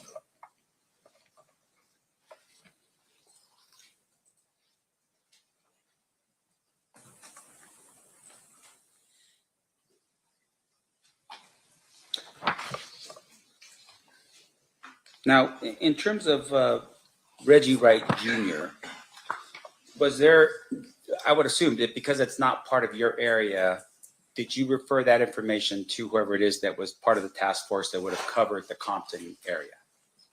That would be most likely, yes. Okay. And in terms of the Compton Police Department, fair to say that at some point they actually disbanded or they were shut down? Yes, that's accurate.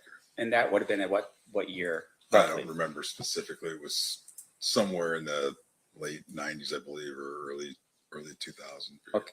And why did they get disbanded?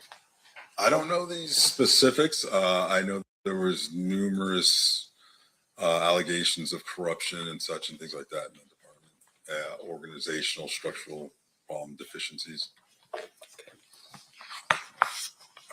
Your Honor, may I have a brief moment? Yeah.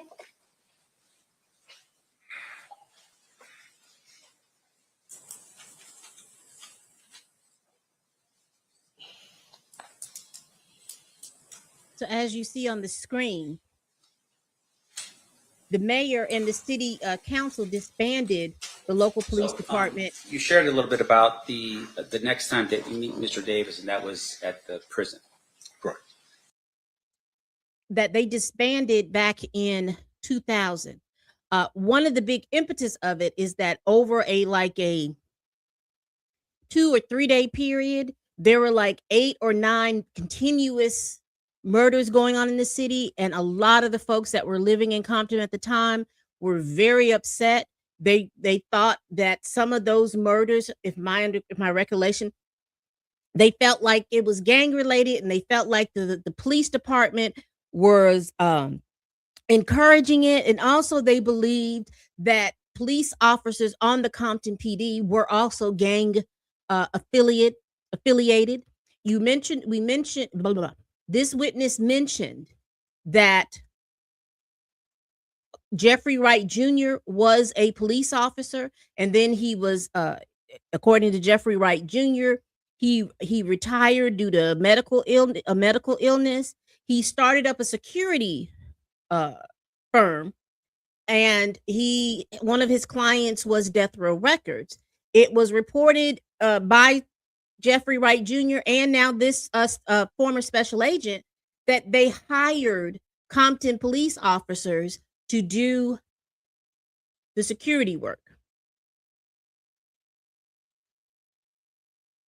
But it's my understanding there was a lot of stuff going on, and they just decided that it was just better to let the LA County Sheriff's Department complete that work. And it's you and your partner still, Special Agent Holiday? Yes. And you go to that meeting and he's sitting down and having a conversation with you, right? Mr. Davis, yes. Yeah. And I want to make sure I'm clear. How much did you actually arrest him with in terms of the cocaine that he had? I mean, I'm assuming at some point he gets caught with cocaine, right? That's incorrect. Okay, so what happens? So are you specific, the specific case that we had him charged with Yes. and arrested? Actually, no, he was not caught with any actual cocaine. We intercepted conversations between him and another individual where they discussed a transaction before, the price, quantity, and then there were discussions after the delivery. And then there was even discussion, what kind of prompted more of the discussion. There was the two individuals had, Mr. Davis and the other individual had a discrepancy over the quantity, the actual volume of the amount of cocaine. Okay. And outside of that, nothing to your recollection that was more specific about anything to do with the cocaine. Like he never actually got caught with it. He was just having conversations about it. Yes, that's correct. Now, in addition to that, when you're part of the task force, you are looking for potential issues with regards to violence. Is that correct? Yes. And in this particular case, had you ever come across any information in your wiretaps or anything like that of Mr. Davis putting out a hit on someone or green lighting some type of violent act to be caused against somebody? No. No. And that would have been part of it would have been maybe an enhancement under the sentencing guidelines in terms of if you're looking at increasing his amount of time, is that, hey, he's also doing something in furtherance of, his self. Violent activity and things of that nature, we would definitely be looking for, yes. Right. And in this particular case, you don't have any proof of that at all. No facts to that. Of him being violent? Yeah. That's correct. Now, there's a discussion here that Darnell Brim was identified as potentially the leader of the Southside Crips. You recall that? It should be at the end of the second 302 that you have. Yes. Now, in terms of that, did you ever verify that information as to whether or not Mr. Davis was lying or not about that?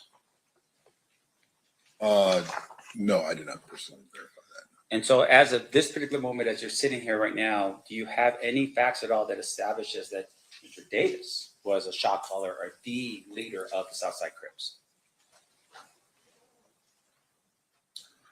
Could you repeat that the way you phrased Meaning, it? do you have any facts? Do you have something that says he said out on the phone, I don't know what they do. They attended a meeting. I mean, it's like. No, so, I mean, with these gang organizations, there's not like membership cards and things of that nature. It's not like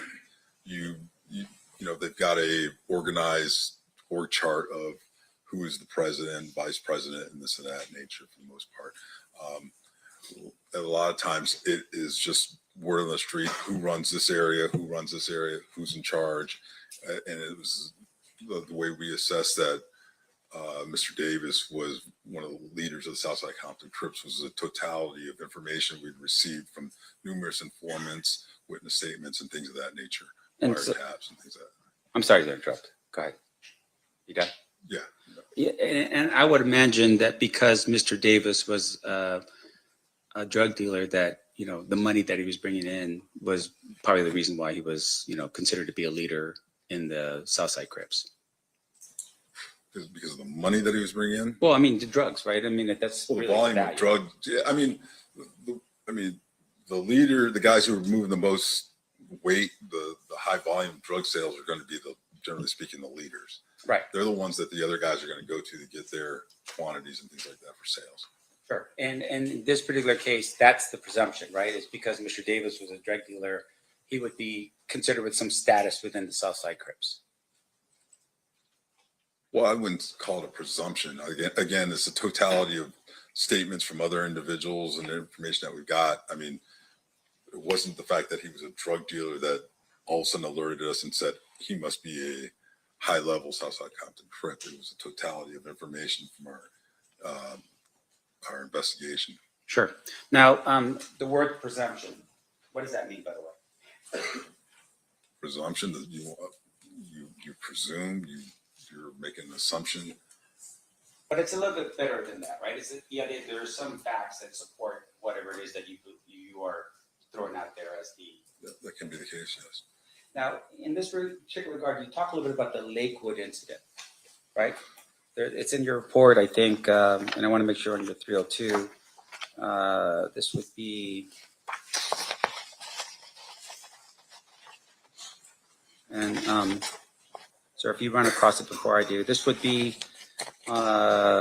page 4 of your 302, the date 7/14/98.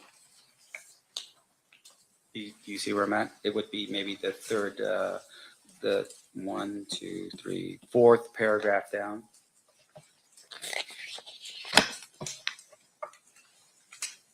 The Lakewood, are you referring to at the mall? Yes, sir. Okay, I'm sorry. Yeah. That's right. Okay. In terms of your presumption, the idea of the presumption, you're telling us that there is some facts that help you to have that presumption, right? Some facts. Can you tell us what facts you have to support that there was even a Lakewood incident that occurred? I'm sorry. You're asking what facts? Sure. We have several witness statements. Okay, so you have several witness statements. You are aware that those allegedly, and according to what you write yourself, this was a couple weeks before the murder of Tupac Shakur. Marcus, who lived at the Southside Crip neighborhood, was in a mall by himself. A number of Blood Street gang members attacked Marcus and began beating him. Orlando Anderson and then others approached the situation, observed what was happening, and then went to the aid of Marcus. They beat up the Blood gang members. That's what you wrote in your 302, right? That's for true now. Now, in terms of that information, did you ever go to the mall to verify that there was this thing that happened a couple of weeks before the murder of Tupac Shakur, which would have been sometime in August of 1996? Did you ever do that? No, I did not. Now, in fairness to you, sir, Lakewood Mall and that area is governed by a police department. I don't know, is it Compton or is it the next one over? I'm not sure.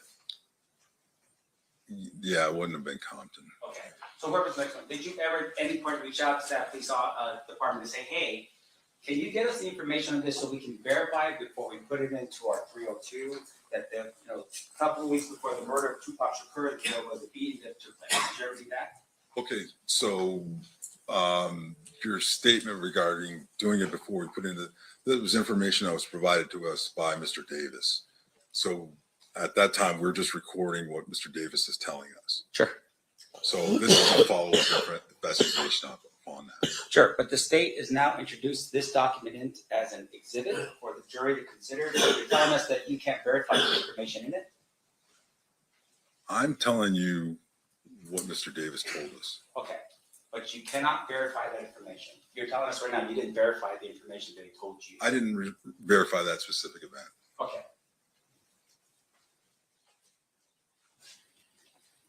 Do you know if your partner did? I'm not sure. If you're referring to Mr. Holliday, Yes, sir. yeah, I'm not sure. I don't want to speculate yes or no. No, and I appreciate you doing that. I don't want you to do that either. Okay. Now, Mr. Davis is in prison during this time. At some point in the future, you had mentioned that he was in there April 20th, 1999, something like that? During the second interview, yes. Right. Now, did you at any point ever look at his, while he was in there, how he was doing, anything like that? Any write-ups he might have had while he was in there, anything like that? From the penitentiary? Yeah. No, I did not.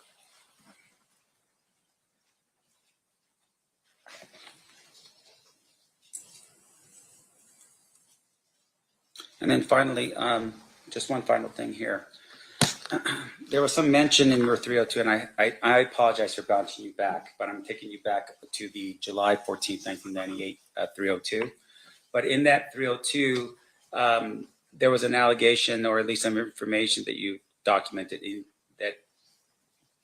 that stated that Reggie Wright Jr. Was dealing drugs out of a auto shop called the Untouchables Auto Shop, owned by Melvin Hurd. Do you recall that? That's actually on the top of page 4. Yes. Do you know why that's important and why you included that in your 302?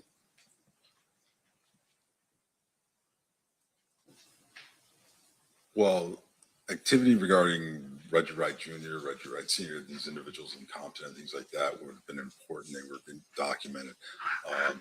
Mr. Davis provided us that information. So again, this is also information that would be utilized for for consideration by the U.S. Attorney's Office and things Right. like that. So all of the information is important. I have no further questions, Your Honor. Thank you, sir. I Okay. appreciate it. Any redirect, Mr. Strappa? Just briefly, you have both of those. Yes. 302s in front Yes, I of you, do. right? So let's start with the July 14th, 98 one. It specifically says in the first paragraph, also, it was understood that the information provided by Davis during the interview would not be used by the FBI in a way which would disclose to individuals outside the FBI that the information came from Davis. Correct. So other FBI personnel may have learned about this, but certainly you wouldn't be calling Las Vegas Metropolitan Police Department and telling them, hey, guess what Duane Davis just told me? That's correct. Yeah. There's a confidentiality portion of the proffer agreement that this is it's offered in a way to elicit information and saying, hey, what you tell us here is not going to be told to anybody, and we won't divulge that you're the one providing this information and things of that nature. And you're there talking to him, in your case, is about a drug case. It's not about Tupac Shakur. That just happens to be a subject that comes up in the conversation. That's correct. It's not your responsibility. Well, let me ask you this. Tupac Shakur is killed in the state of Nevada, the county of Clark. Who prosecutes murder cases usually for street level shootings in Clark County? That would be like Las Vegas Metro PD, the DA's office here in Las Vegas. The state of Nevada. It's not a That's federal correct. crime to commit a murder in Las Vegas in most situations. That's correct. And so you're just gathering this information, and you did what you promised, which was keep it confidential until such time as you were authorized by the U.S. attorney Right. to talk about it. The only other thing I want to ask you about is Mr. Sampt there is a difference between proffer and immunity. Is that correct? That is correct. What Mr. Davis was telling you, you wouldn't use against him, correct? Correct. There wasn't any sort of immunity for any crimes that he disclosed. You just couldn't use the statements that he made to you to prosecute him for those particular crimes. That's correct. And that it was an agreement between the United States Attorney's Office and Mr. Davis. That's correct. At no point in here did the state of Nevada, the Clark County District Attorney's Office, or any agency other than the U.S. Attorney's Office make an agreement with Mr. Davis about these 302s. That's correct. Nothing further. Any recross based on that, Mr. Sampt? I'm sorry, what was that last question again? I'm trying to figure that out. Hey, so you're telling us, you're giving us information right now about your knowledge of what the other law enforcement agencies had agreements on or not? How do you know that? I didn't give that information. I didn't say that. So can we repeat that last question? We don't have All right, that, well, capability. We can Let me- pause and show you. No, that's all right. I just want to get to the point.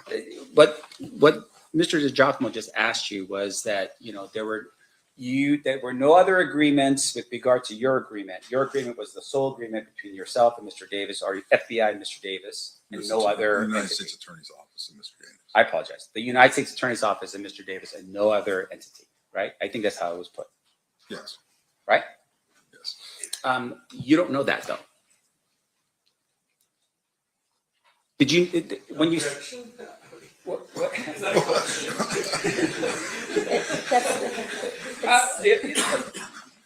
Sustained stricken, you can ask a question. You are not aware of any agreements between with other agencies because you just don't know. You are just here on behalf of the federal government and the FBI, right? With regard to the interview that myself and Todd Holiday conducted with Mr. Davis on July 14th, 1998, the agreement was between the United States Attorney's Office with the FBI there and Mr. Davis. Nobody else was party to that. Even though this was a joint task force, this was part of No, it was a joint task force. It was the United States Attorney's Office, the FBI, and Mr. Davis. Okay. And with regards to that task force, even though other government agencies were potentially involved in the task force. They weren't involved with regards to this agreement. The proffer. I'm, I mean, they weren't part of the proffer, is what you're saying, even though it's part of a task force. correct. No further questions. Thank you. Anything further, Mr. Giacomo? Ladies and gentlemen of the jury, any questions for this witness? We do have some. Okay.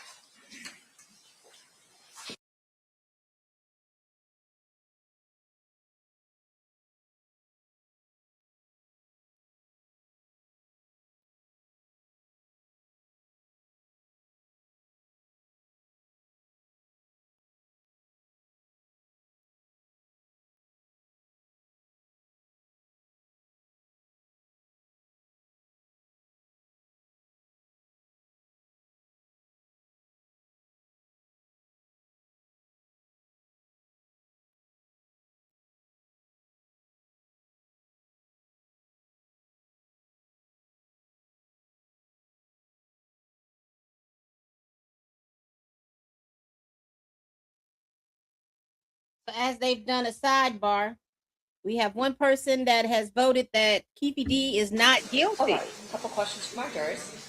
If the proper information was never followed up on, what was the motivation behind the interview in jail or prison?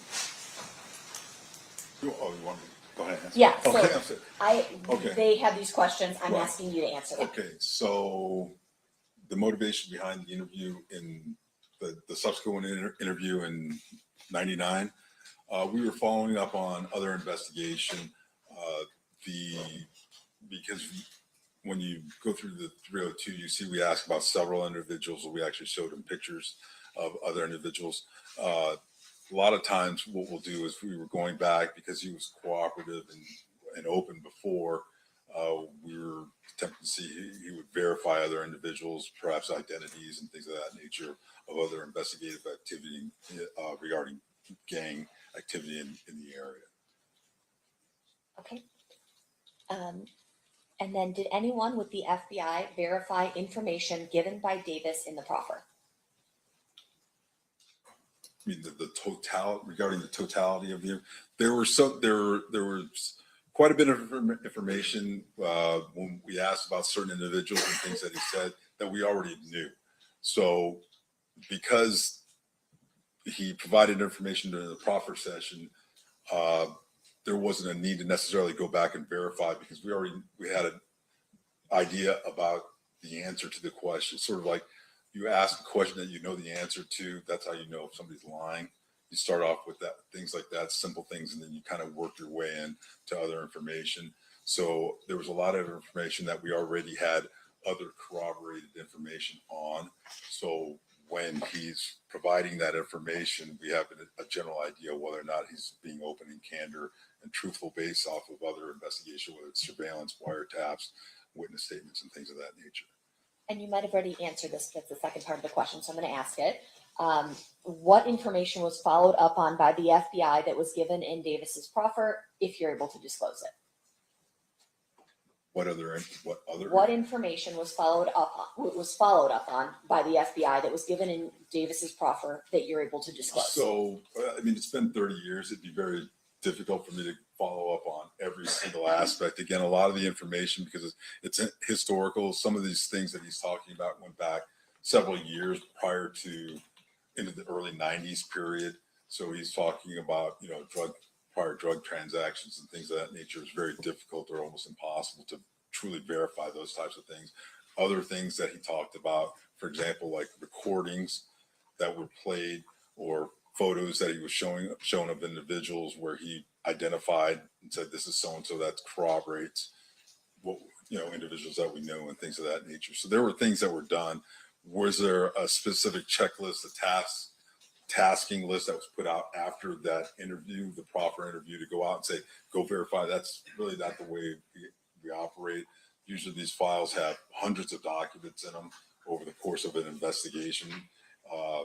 There's hours and hours and how countless hours of wiretaps and things of that nature. So we've got a very voluminous amount of information to go back and check and things that along the way.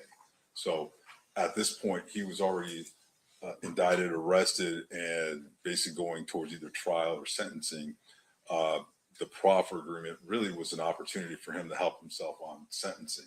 And then for us to maybe, if he wanted to cooperate and things like that, to possibly open up further avenues of investigation for other individuals who weren't in custody or that were still under investigation. All right, Mr. DiGiacomo, any follow-up based on those answers and those No. questions? Mr. Sanft? No, you aren't. Okay, all right. You are free to go. Thank you so much. Sorry. Were the two exhibits? Just leave them right there. Mr. DiGiacomo will pick them up. I'll grab them. Thank you. Are those our exhibits? So what do you all think about this witness? Yeah, for sure. We're going to go back All over right, that Stephen, call proper the next agreement. witness. Darren Dupree. Not before we do that, maybe a question. Sure.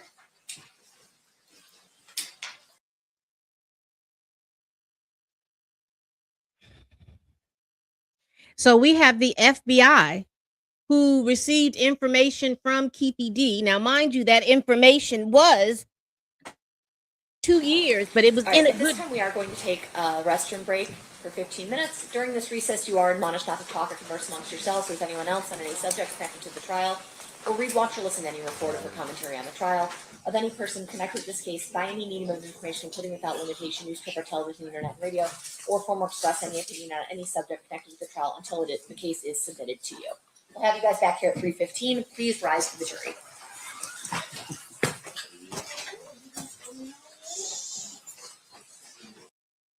So what do you think about this witness? Because this witness brought forth a lot of information. One of the things that stood out to me is that they had a wiretap on old Chatty Patty. And Chatty Patty was on the phone telling everybody where the drugs was, when the drugs came, how the drugs came, and went back for quality insurance to argue about how much of the drugs actually went to wherever they were supposed to go. Okay. They followed up because one of the jurors asked a good question about what made them follow up with him in jail with the information. Why was he talking and offering other information outside of what he had given before? I don't know if he's given such a good clear information as to why, but the whole point of the prosecution is like, listen, we believe that he is a shot caller. We believe that he is a shot caller. Keffe D is a shot caller because the FBI had tapped his phone and they heard that he was moving weight anywhere from 2 to 7 kilos. Because they had him on the phone talking about moving weight, he received 77 months prison sentence for that call. Right? So now he's in jail and they go back and get more information. Now, in between the proffer agreement and in between what happened in jail, first he says he knows who did it. Then he says he don't know who committed the thing. He knows he didn't do it. Right? But when you watched him in interviews, he talked about, well, I was there and and such and such happened.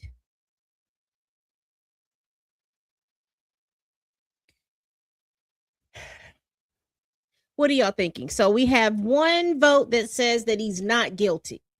They believe he's just a chatty patty. He is that well, for my age, he's that brother that sits over in the corner and talks about glory days. If he had been doing something, that's the kind of the vibe that he gives. But he has told these stories. But let me go back. The FBI agent, basically said they had all this information about all these things that were happening, and they didn't forward that information to anybody. Why didn't they forward that information to anybody? Because if it was the other way around, they would want the state to forward information to them. Why would they have information from a federal prisoner about gangs and violence and murders and did not forward that information to the police? Now, we also learned too that the Compton Police Department was disbanded. And we'll go over Reggie Wright Jr.'s testimony. I have it recorded. I'm gonna chop it up. We'll go over that. The court's in break for a little bathroom break, and we will do that as well. I'm not gonna stop the stream. I am just going to turn my camera off and put this little overlay on, and we'll be right back.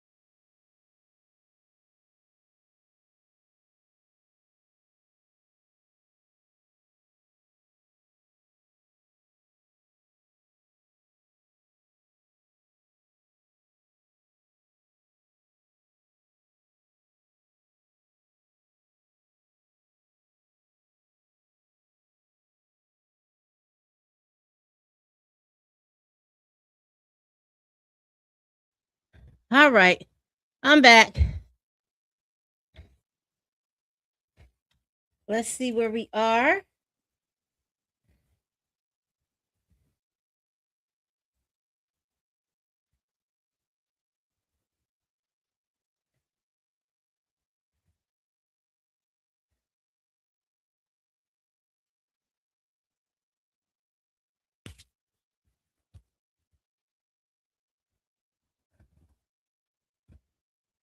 We don't look like we're too far behind.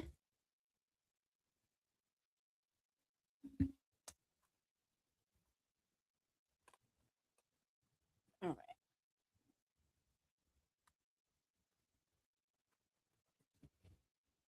Please make sure that you all are, if you are on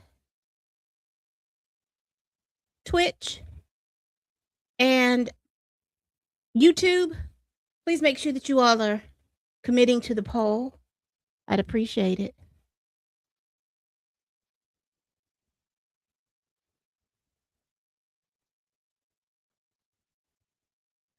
Okay, we got a new witness. Hold on, y'all. I was trying to fast forward too fast. Here we go.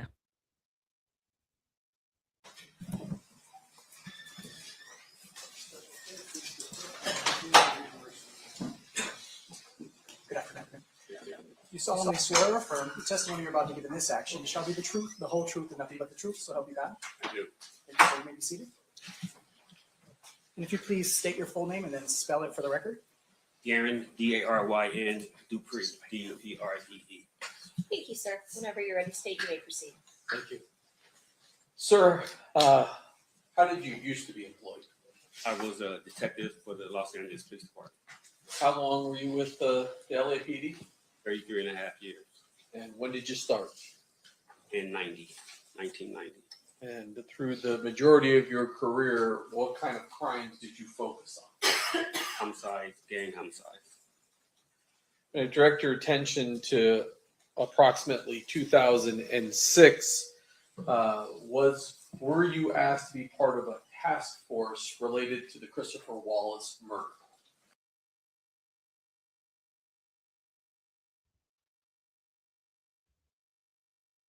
Yes, I was.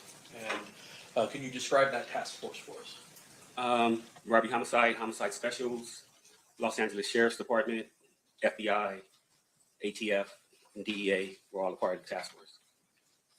And was there a precipitating event that caused the 2006 task force to be formed? Yeah, Christopher Wallace's mother filed a lawsuit against the Los Angeles Police Department And what was the allegation in the lawsuit? that there was police officer involvement in his death. LA police officer involvement? Yes. And what was the purpose of the 2006 task force? To uncover, first of all, if there was any police officer involvement, and also to hopefully solve the Biggie Smalls murder case. Now, by 2008, this is 11 years after the homicide. I assume that there was records that the LAPD would have gathered initially in the investigation in the ensuing 11 years that you had access to. Yes. Did you guys, or did the task force formulate a plan as to how you were going to go about investigating the Christopher Wallace murder? There was rumors that this was a war between Southside Compton Crips and Mob Piru, Puffy, Combs Label, Bad Boy, and Death Row Records. So we started there, and that consisted of coming to Vegas, getting all their files, getting up to speed on the Tupac murder. Although we weren't investigating it, we just wanted to get up to speed on it, and then starting there. Everybody was a suspect at that time in the Biggie Smalls murder. At the time you come to Vegas and learn what information the Las Vegas Metropolitan Police Department is, who is the detective that you're having the contact with from Metro? Detective Dan Long. At some point, you go back, you begin investigating. Did you have any suspects that you identified and wanted to potentially look at? From the initial investigation, Southside Compton Crip possibly had something to do with the murder because they weren't paid for the Tupac murder, and then also Death Row Records, that they were involved because of the retaliation for the Tupac murder. So, like I said, everybody was a suspect at that time. During the course of the investigation, did you at some point focus on a person identified as Duane Davis? Yes. Do you see Mr. Davis here in court today? Yes. You point him out, describe something going on. He's at the fence table with a blue shirt and a multicolored tie. May the record reflect identification of the defendant. Is he wearing a jacket or no jacket? No jacket. So reflected. How is it that, how is it that you target Mr. Davis? The vehicle used in the Christopher Wallace murder was a Impala. Mr. Davis had an Impala, and they had impounded it early on in the investigation. So we started with him. And did you have information related to what his position was in the Southside Crips? I mean, we knew that Mr. Davis was the man with all the money in their hood, in their neighborhood. Now, you said that Your daddy you, had the money. Well, what was your role in the task force? I was the lowest level, bottom of the food chain detective. I was a gang expert, and I knew a little bit about the rap industry. So that was my, That's how you got brought in. yes. The Southside Crips, did they have kind of two crews associated with them? As far as I know, yes. And one of those crews, the Burr Street crew, who was that sort of generally headed by? It was Keeffe D amongst others. The Glencoe crew, who was sort of the leader of that group? From what we gathered, Darnell Green. How is it that you're going to go about investigating Mr. Davis for the Biggie Smalls murder? What's your plan? I had never worked with the DEA, FBI. I was a homicide investigator coming in. So above my pay grade, they tried to figure out a way to get leverage on Mr. Davis through narcotic sales. We would bring him in after we caught him with narcotics and see if he would work with us and give us information on the Biggie Smalls case. And were you able to gather enough information to potentially arrest and charge him with narcotics? Yes. And how much narcotics are we talking about here? From what I remember, it was PCP, a gallon, and a kilo of cocaine, if I'm not mistaken. And with Mr. Davis's past criminal history, as well as that amount or weight of drugs, what kind of sentence was he looking at for that type of drugs? As I said, I wasn't familiar with the Fed system. From what I was told, though, that was a life sentence with the amount of drugs that were confiscated. So once you've gathered all this evidence, do you do anything to indicate to Mr. Davis that you've got your leverage? We met with him, And who's we? me and Detective Greg Cady. And where did that meeting take place? If I recall, it was at Mr. Davis's residence, maybe in Rancho Cucamonga or Corona. I forget the location. And we sat in his garage and we advised him of what we had. And we get an attorney and we'll meet with you a couple days later in LA at the Fed building and we'll discuss it more. Now, was there a suggestion to Mr. Davis that he shouldn't use a lawyer by the name of Edie Fall? I don't know anything about that. Does there come a point in time when you wind up at a meeting with Mr. Davis and his lawyer? Yes. And that first meeting, what are you there to talk to Mr. Davis about? To show him the evidence that we had against him, the video surveillance that we did a lot of surveillance on him to show him everything we had and what he was looking, to receive as a case against him.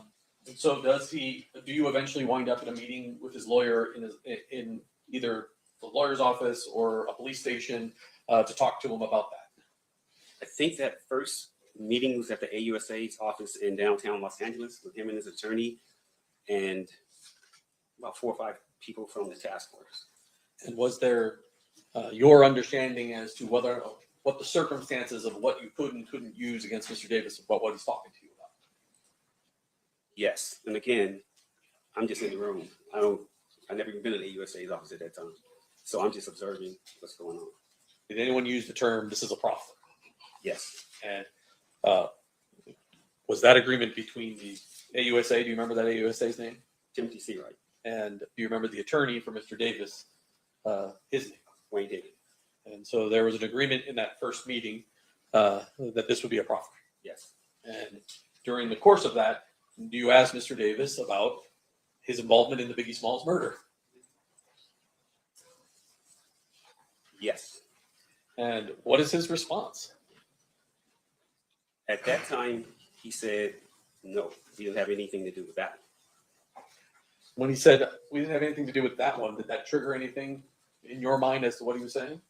When I recall, yes, we were like, that one, what do you mean? And then he What was said, it? we did the other one. He said, we did the other one. And so at that point, what did you think he was talking about? Me personally, the only other one was Tupac. But we had nothing, we didn't think he was, we were talking about Christopher Wallace. We didn't ask him any questions about Tupac. He offered that on his own. And so when he does that, is there some discussion then of maybe having a conversation?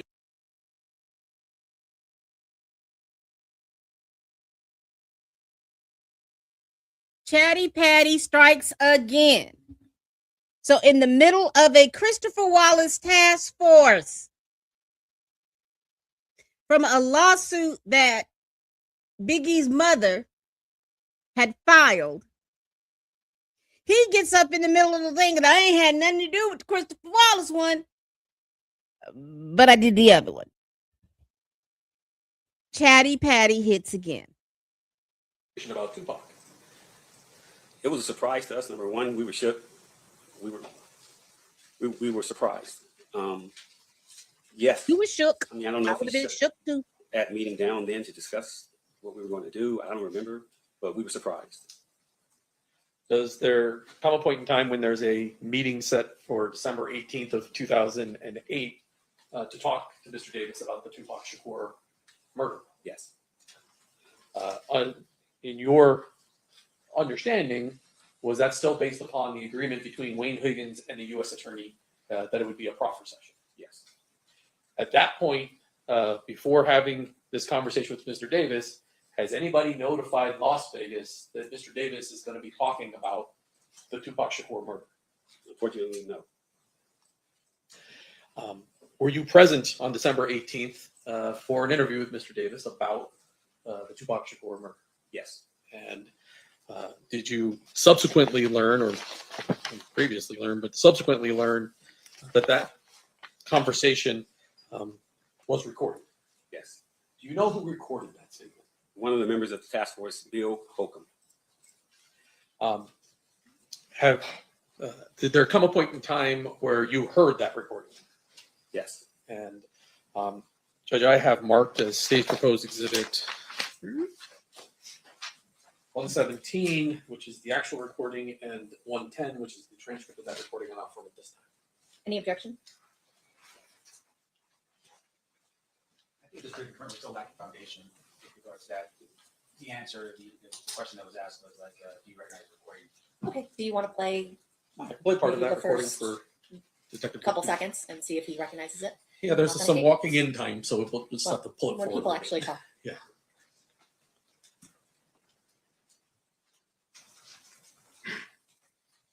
I'll just jump forward.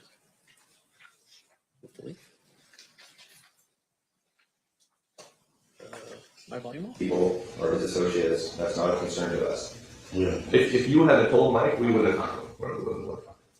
Okay, another, Does that sound like the conversation that was happening on December 18th, 2008 with Mr. Davis? Yes. And who was present at this besides yourself that you recall? The lead detective, Detective Greg Kading. He was mostly in charge. Bill Holcomb and me. That's all I can remember. Was Wayne Higgins present as well? Wayne Higgins was there, and I'm sorry, so was Mr. Davis, of course. And do you recall where this conversation took place? It might have been at Wayne Higgins' office. Did I once again reoffer 117 and 110? Did you want to show him 110 to verify that is the transcript of it? Oh, you want me to- Well, that was the objection, was that Oh. the foundation wasn't accurate. And we talked about the first item, but not the second. We'll take a look at that. You can read through as much as you need to. That appear to be a transcription of that particular meeting. Yeah, I remember. Yeah. That's it. Which was at 110 and 117. Any objection, Mr. Stout? No, Your Honor. They will be admitted.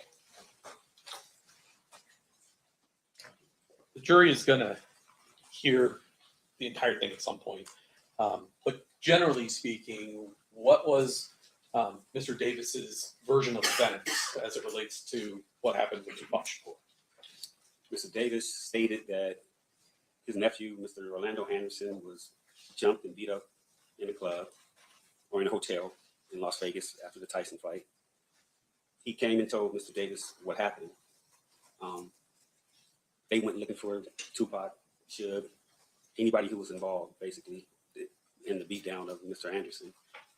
And they couldn't find him at first. And then they saw him, and basically, Mr. Davis had the gun at first, but they came up on the passenger side of Suge Knight and Mr. Shakur's vehicle, so he couldn't shoot across the driver. So he handed the gun to Dre in the back seat, Andre Smith.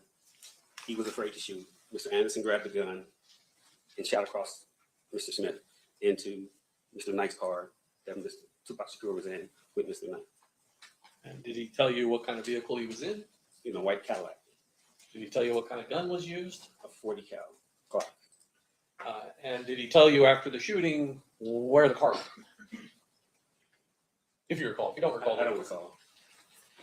After receiving this information in March of 2009, does the task force sign Mr. Davis up as a confidential informant? Yes. And once you sign him up as a confidential informant, what is it that you want to do with Mr. Davis?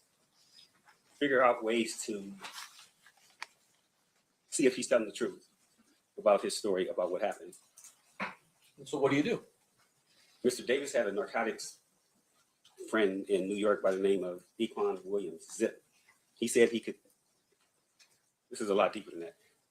Sean Puffy Combs was supposed to have given money to Zip Martin to give to Mr. Davis for payment of the Tupac murder.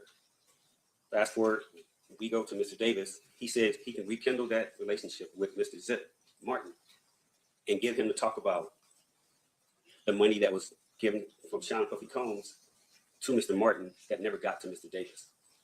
And did you guys or Mr. Davis come up with a plan to get leverage on Mr. Williams, Zip? What was the idea? Me, Detective Kading, ATF Jim Black, and Keffe D, Mr. Davis flew to New York. So Mr. Davis can work undercover to try to rekindle that friendship and business relationship with Zip. And when Mr. Davis goes in to, do you remember the name of the club? It's called the Zip Code. in Harlem. Does he in fact meet with Zip? Zip, he did, but from what we gathered from Mr. Davis told us, he passed him off to his nephew, meaning Zip passed him off to his nephew to do business with him. Zip had cancer or something like that. He was sickly. He said he wasn't in the business no more, something like that. So it didn't work. So he was unable to reestablish a business relationship and do a drug deal with Zip so that you would have leverage to then talk to Zip about what he, Mr. Davis. I'm just confirming the information you just provided. What? You're just confirming that the information that you just were provided is what? I'm just confirming the information that he just testified to. So then, overruled. You may answer. Yes, he couldn't rekindle the relationship. And so you come back from New York. Yes. At some point, does the LAPD establish whether or not LAPD officers were involved in the murder of Mr. Wallace? We found out that there was not any police officer involved. And eventually, Mrs. Wallace's lawsuit is resolved. Yes, it does. At some point, are you directed to attend a meeting involving Wayne Higgins, Duane Davis, and Dan Long, the Las Vegas Metropolitan Police Department investigator on Tupac Shakur? Yes. And on September 9th of 2009, did you in fact attend that interview? Yes. And was that recorded? Yes. This morning, did you listen to portions of that to confirm that is in fact a copy of the 2009 audio recording? Yes. And if I approach, you know, forgot this one. Showing you 111, if you flip that over, take a look at it. Does that appear to be a transcript of that 2009 interview? Yes. Move to admit 111 and 118. Any objections? No objection. So admitted.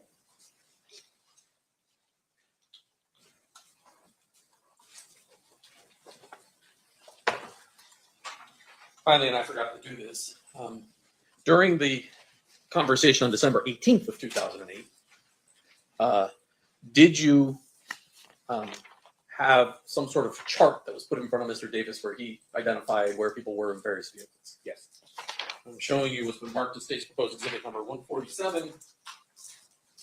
Is that a copy of the chart that you had prior to the December 18th, 2008? Yes. Move to admit. Any objection? No objection. So admitted.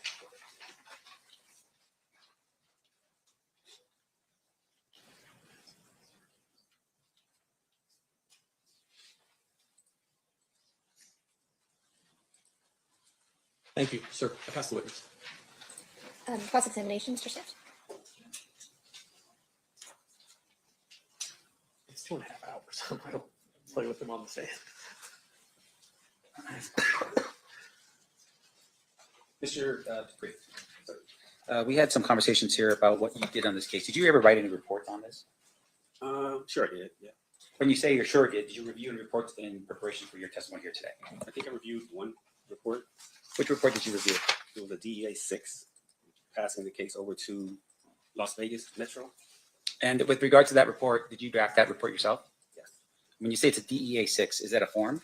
Yes.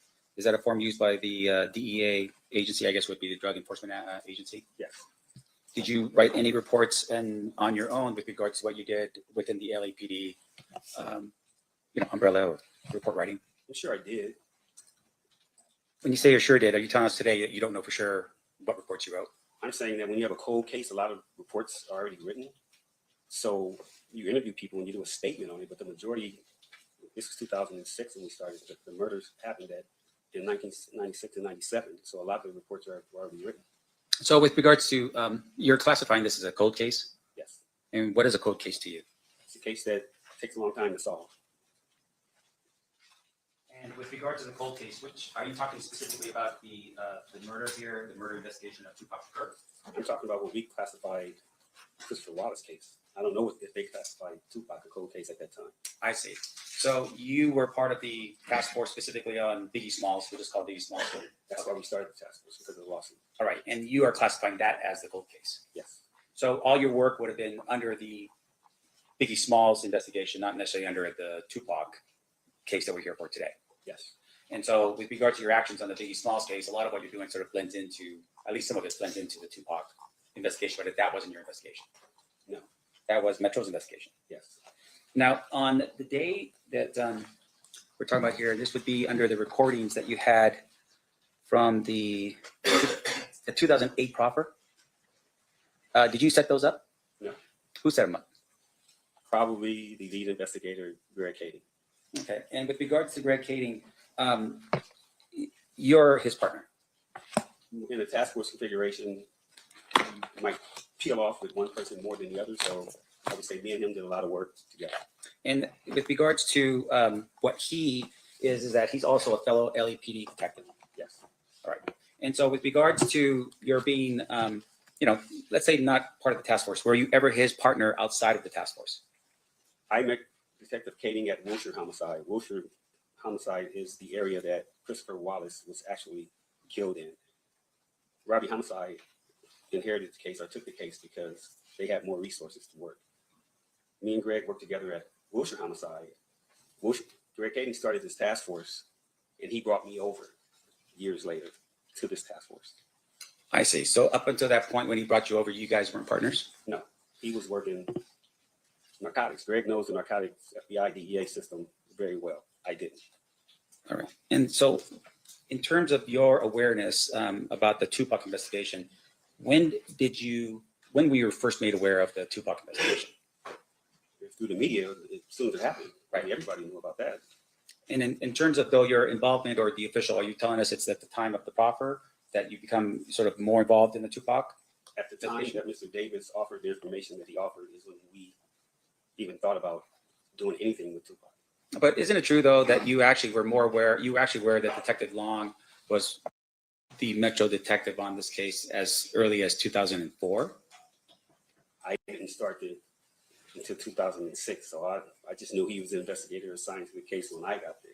I see. So as of 2006, you would have been aware that Detective Long was the investigator from Metro? Maybe 2006, 2007, when we decided to come out to Vegas and gather intel on the Tupac case, just for investigative reasons. Okay.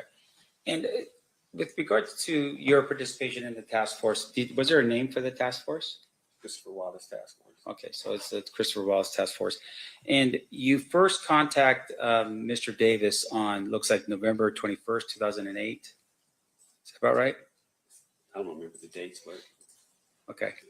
Now, in terms of your, you're saying though that your review of the evidence in preparation for today's, or your reports in preparation for today's testimony just consisted of the DEA 6 form? yes. Now, at the time of November 21st, 2008, you and Greg Kading are the ones who initially contacted Mr. Davis, right? You didn't do it by yourself.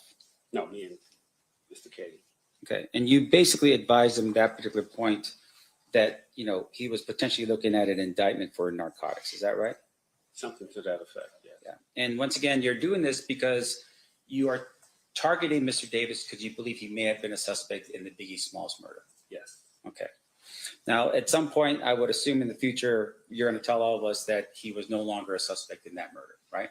That is correct. You found information that were indicating that the car that was potentially the car used in the Biggie Smalls murder was not his vehicle. Maybe somebody else was there. And there were some issues with regards to his location that he wouldn't have been the one to be the shooter in the case. Whatever the reasons, I just know he wasn't involved in the Biggie Smalls murder. Okay.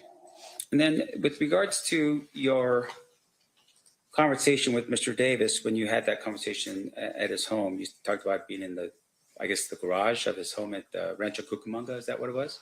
I forget the city, but it's out east. Okay. That's where he lived at the time. And you had at some point told him that maybe he should retain an attorney to handle the issues because he was going to be dealing with the United States Attorney Timothy Searay. You remember having that conversation with him? I don't think we threatened him or anything like that. We just advised him that, hey man, we got some information, we got some things that you're involved in, and we need to talk to you. So we need to meet with you, with your attorney at the AUSA's office. Now, at the time that you have that conversation with Mr. Davis, you advised him that not to bring his attorney, which would have been Edie Fall, to that conversation, right? No. You advised him to actually bring this other attorney, Wayne Higgins. That would have been a brand new attorney for Mr. Davis, correct? No. I didn't even know Mr. Higgins at that time. Now, in terms of your, the meeting, Mr. Higgins shows up with Mr. Davis, and then there's a conversation between Mr. Higgins and Seawright regarding the proffer agreement, but that wasn't with you being present in the room. Fair? No. Okay. Now, you had, though, at some point being informed that there was a proffer agreement, and then there was follow-up interviews that occur as a result, right? That's correct. So this is just not one interview. This is multiple interviews. Yes. Now, can you tell us, for instance, how many interviews there were? That I was involved in, the first meeting at his house in the garage, the first meeting with the AUSA, and then the meeting at Wayne Higgins. But mind you, like I told you, I flew to New York with Mr. Davis. So we were out there for 3 or 4 days. I'm talking more about specifically the actual meetings in which you're sitting down and asking questions of Mr. Davis. 2. So that would be the initial meeting with United States Attorney Seawright in the room. And then the second meeting was, I'm sorry, at what time? That was with Mr. Higgins at his office on Wall Street Boulevard, if I'm not mistaken. I forget the date. Okay, would that be October or December 18th? 2008. 2008. Yes. Do you recall actually being involved in a meeting or being knowledgeable of a meeting that took place on December 1st, 2008? No. How about a meeting that took place on January 7th, 2009? I don't recall. No. How about another meeting that occurred on February 11th, 2009? I don't recall any of those dates. Okay. I just remember the three that we dealt with. Right. And once again, you're refreshing your recollection off of a DEA 6 form, correct? No, I'm refreshing my recollection off my recollection. 30 years later? That's right. And about 20 murder trials Right, of my own. which is amazing. Good It's job. not amazing, just doing my job. But let's just make sure we're clear. I want to make sure this jury understands that you're refreshing recollection off of a DEA 6 form. No. It's I not amazing. I'm just doing told you my the job. DEA 6 form that I saw this morning was transferring the case from the DEA to Las Vegas Metro. That's all that's it this morning. All right, so this is all purely off of your recollection from 30 years ago. Well, 17, 18 years ago when we got it. The Okay. case was 30 years ago. So Right. we had it in 2006. And 20 murder trials later, That's right. you're refreshing. Okay, That's right. so let's keep going through it. So your testimony here is that at the time of the meeting on December 18th, 2008, you were present for that meeting. Yes. And the other people that were present for that meeting was Detective Katie, Yes. LAPD Detective William Holcomb, Yes. FBI Special Agent Bennett, Yes. I didn't mention him, but he was there. Yes. and then was anybody else there present?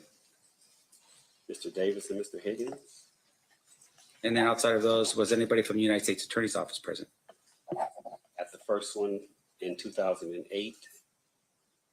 I think not in 2009. For sure, not 2009. I can say that. Okay, but I want to make sure we're precise for this jury. Okay. On December 18, 2008, was the United States Attorney present for that meeting?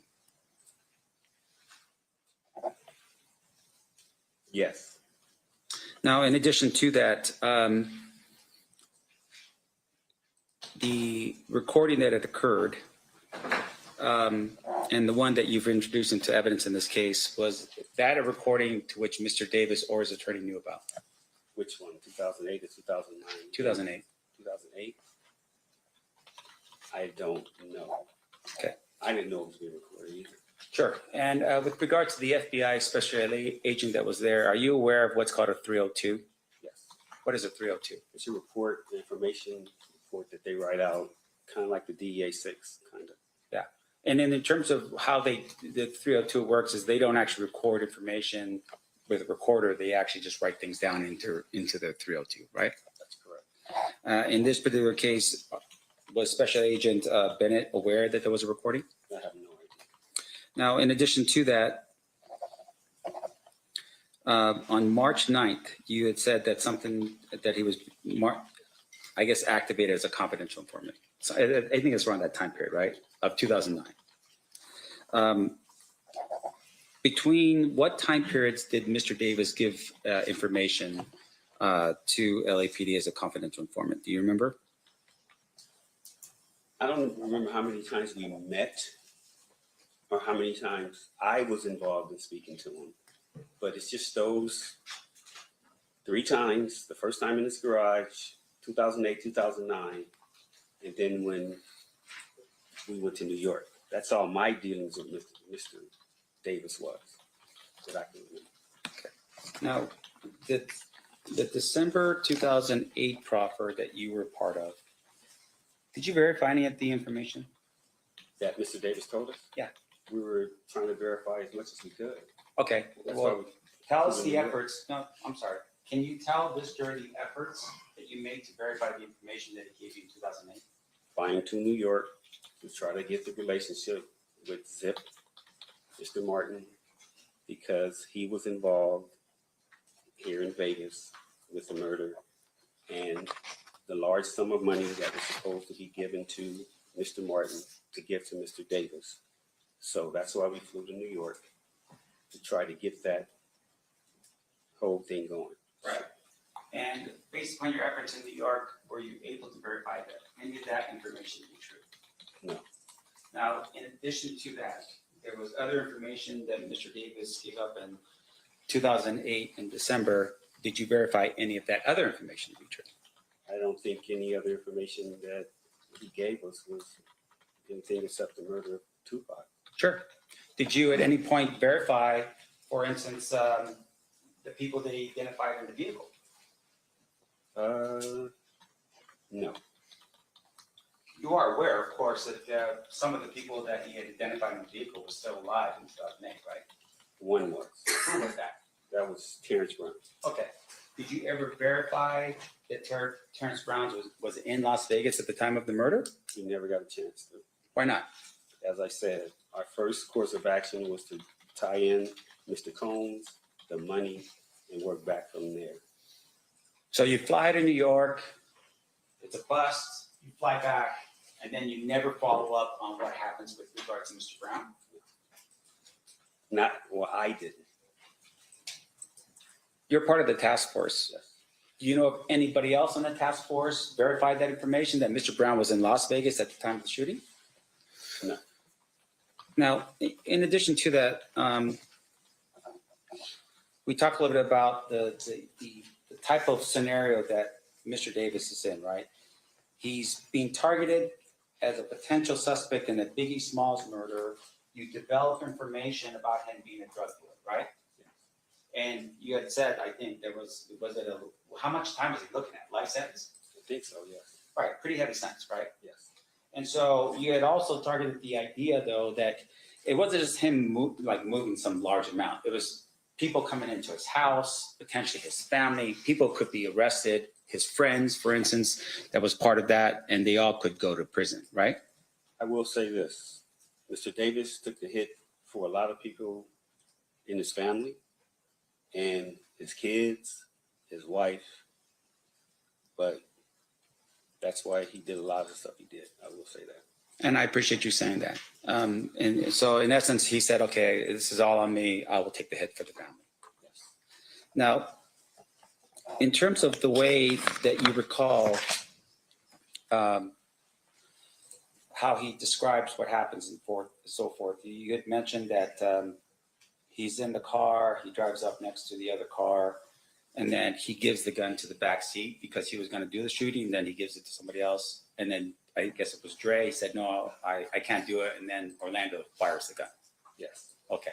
So the four individuals that in the car would have been Mr. Davis, and then Mr. Brown, Driver. and then Mr. Smith, and then Mr. Orlando Anderson. That's correct. Okay. Do you, at some point, these people come back to Compton, right? Were there any, as far as you know, did anyone attempt to kill Orlando for being the shooter in the vehicle of Tupac Shakur? I don't know if anyone tried to kill Mr. Anderson, but a lot of other people got shot and killed. Sure.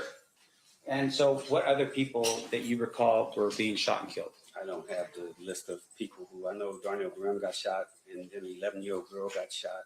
Off the top of my head, I can remember those two. It was war. Compton's 10 square miles, and all of these people know each other from growing up. It was people standing, they were hiding out, walking the streets.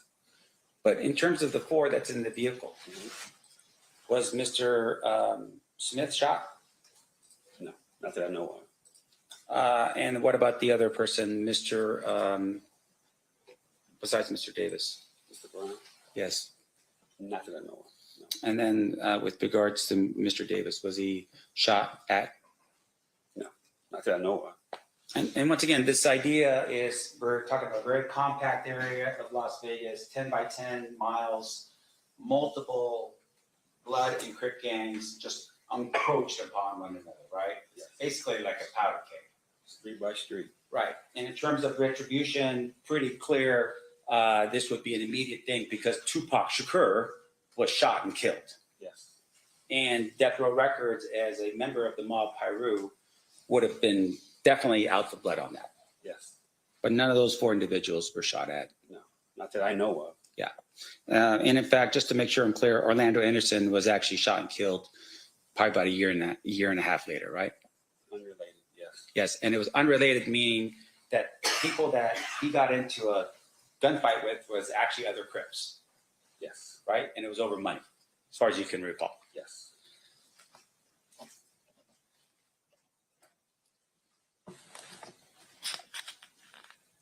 Now, there was some discussion.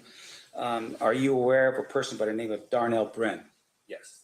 Darnell Brim is, and I think there was some discussion about there was two different sets in the Southside Crips. Yes. One set was the Burr Street set, Correct. and that would be Burr Street where Mr. Davis lived on, Yes. as well as members of his family and so forth, right? Yes. The other set was the set that Darnell Brim was in charge of. From what I hear, I never worked Compton PD, but from what I hear, yes. Okay. And with regards to Mr. Brim, he was killed pretty much immediately after the shooting of Tupac Shakur. Mr. Grimm is still alive as far as I know. Oh, you're right. He was shot though, right? He was shot. And then he went to prison for some unrelated matter, something to do with drugs. Yes. Okay. Now, in terms of Mr. Brim, was there ever a conversation with Mr. Brim to determine or have questions asked with regards to Tupac Shakur? When we started, again, I started in 2006. Those questions would have been initially asked of Mr. Grimm when he was shot in 96, 97. Those types of things we could have gotten to, but like I said, our first course of action was to solidify where the money came from. If Mr. Combs was involved, and was Mr. Davis telling the truth about being paid for the murder of Tupac Shakur.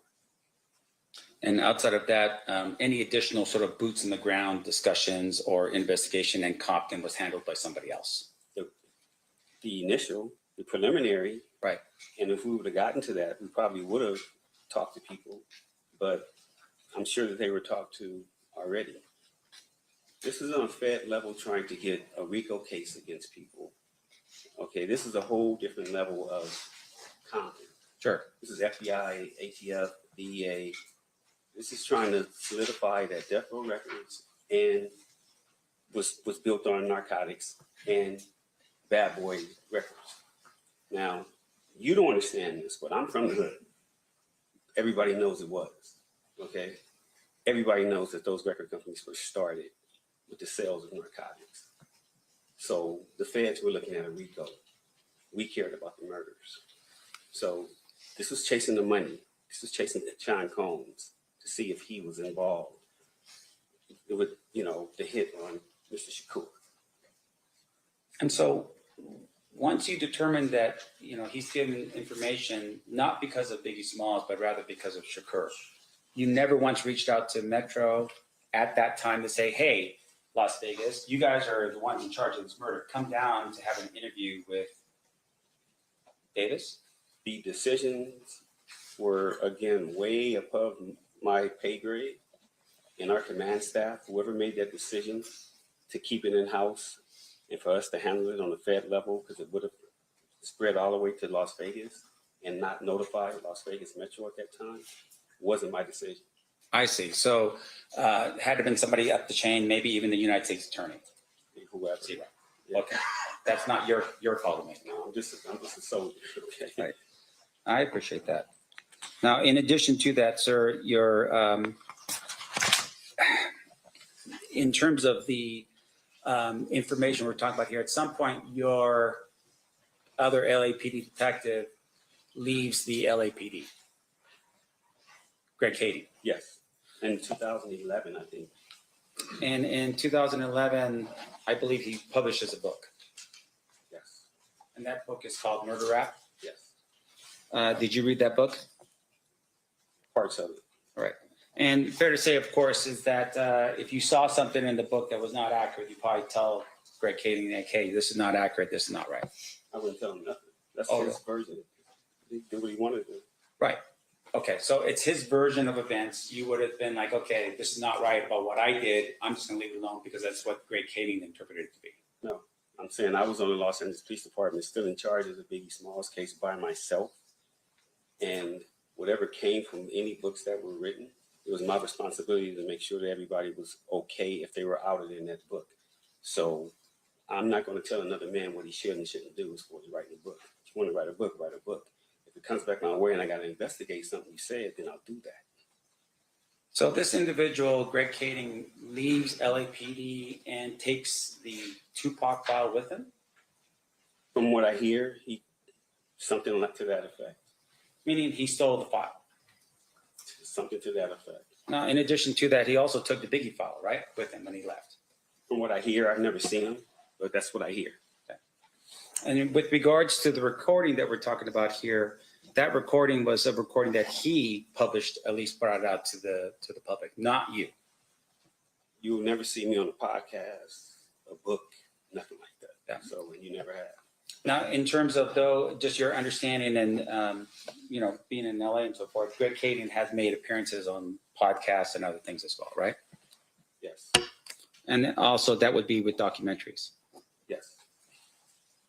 But at least you're still abiding by the rules and that kind of thing. You would never do that.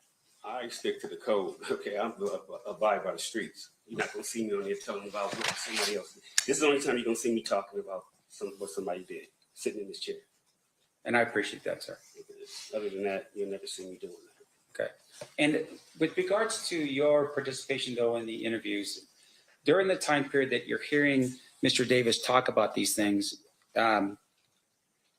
were you aware at all that he was recommended that this other attorney step in for his attorney Edie Falls and basically have this conversation? No, to my knowledge from the media, I thought Edie Fall would have been his attorney. So I don't know anything about that. Again, that was way above my, whatever I was doing there. I don't know who made that decision. I never talked to Mr. Davis. I didn't know Mr. Higgins at that point. Okay. So Were you aware that when Metro was finally notified? yes, When was that? the 2009 interview. Yes, sir. Did you make that call to Metro? Chain of command. Somebody upstairs called Vegas when we disbanded our unit. Our case was going back to our DA. Las Vegas Metro, they were going to take over their case. So somebody in our chain of command reached out to somebody in Metro, I guess, and said, hey, we got some information for you. Somebody needs to talk to you about Tupac. I knew Detective Dan Long. It trickled all the way down to us. Either he called me or I called him and set up the interview. Did you tell Detective Long when he appeared here in LA for the interview with Mr. Davis that he had given a proffer in 2008? Yes, I think he was aware of what we had. Unfortunately, he was aware of what we had done to that point, yes. Meaning that you had a conversation with him, say, hey, by the way, there was a proffer in place in 2008. Here's the information.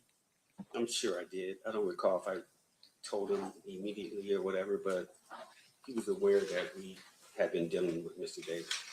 So, and once again, that proffer agreement between you, the government, or the various people of the task force plus Mr. Davis, up until that point, there was no violation of that agreement, right?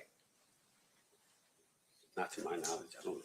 Right, meaning that, for instance, Mr. Davis didn't do anything that would say, hey, you violated the terms of this agreement. No, I never used that term with him. No. Right, but at the same time, your higher ups felt at this particular point, yeah, give the information that you just learned about Mr. Davis from 2008, give that to Metro, right? Yes.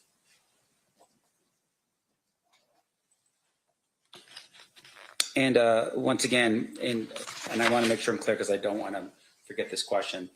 You didn't verify anything outside of the P. Diddy potential payment that was the part of that you were looking at. Yes. So everything else would have been going back to Detective Long to do his investigation in Las Vegas about the information given to him by Mr. Davis. I mean, he was going to be aware of that, yes. Okay, but once again,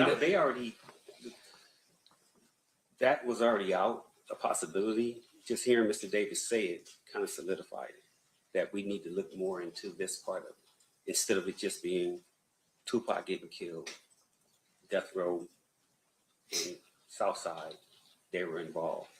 Yeah, but I think we're here for a slightly different purpose. We're in Las Vegas, and we just want to know what facts were presented, or at least established with regards to the situation. You're telling me Detective Long would have been willing to verify whether Mr. Brown was here in Las Vegas, whether any of the other individuals in the vehicle that was represented to you was actually here in Las Vegas to establish that, right? That was his job, not yours. Yeah, on the murder. Right. Yeah. Right.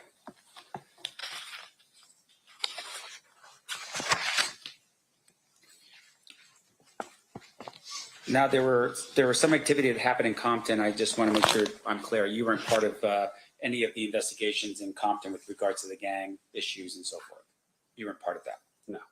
That would have been somebody else from Compton. Compton and Metro and whoever else. Okay. You know, I just have one. Yeah. Court's indulgence, sure.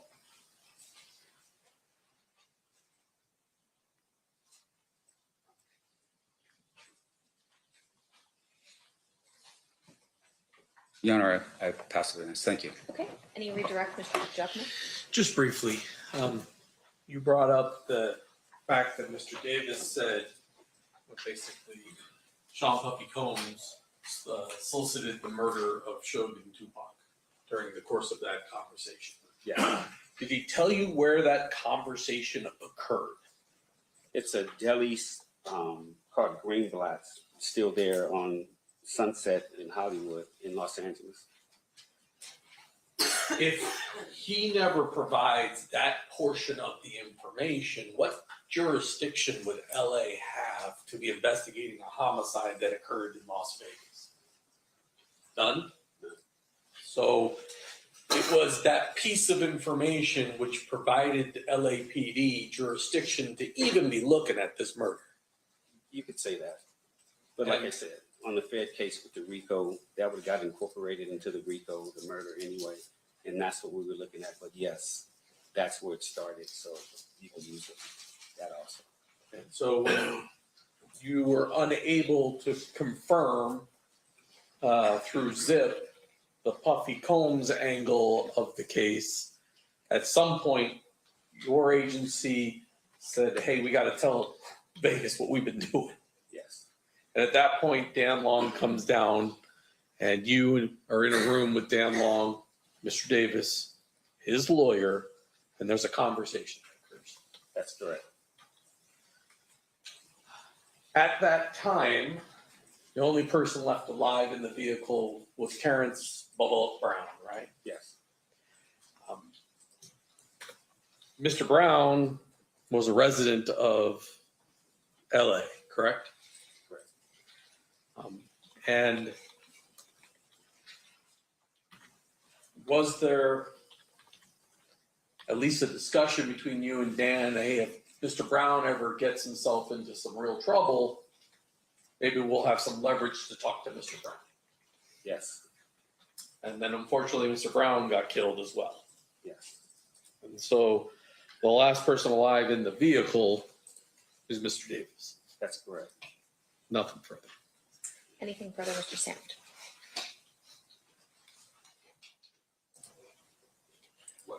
Okay, so what investigation with Mr. Brown have we talked about? You wouldn't be able to verify information about where he was, whether or not he was in Las Vegas, right? You're saying? You, with Mr. Brown? We wouldn't be able to? Yeah.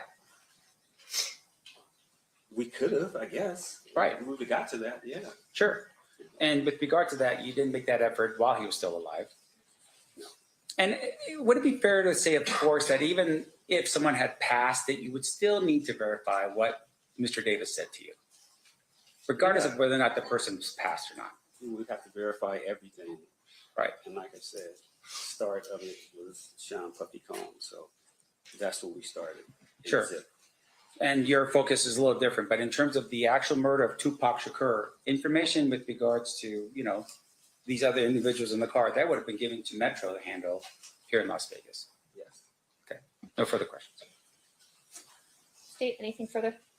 Of course, it's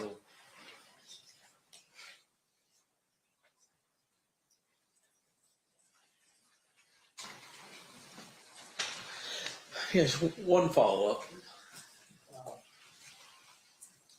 In your 34 years, 20 homicide trials, ever made a case on a guy confessing to a homicide? Yeah, I've had a couple confessions. Yeah. When you were talking to Mr. Davis and he's telling you what he's telling you, did you have reason to doubt his version of events as it relates to the homicide itself? I didn't think Mr. Davis was lying because he put the gun in his nephew's hand. And the if anybody knows anything, from what I hear, Mr. Orlando Anderson was the man besides Keffe D in that neighborhood. He was the prince, and his family loved him.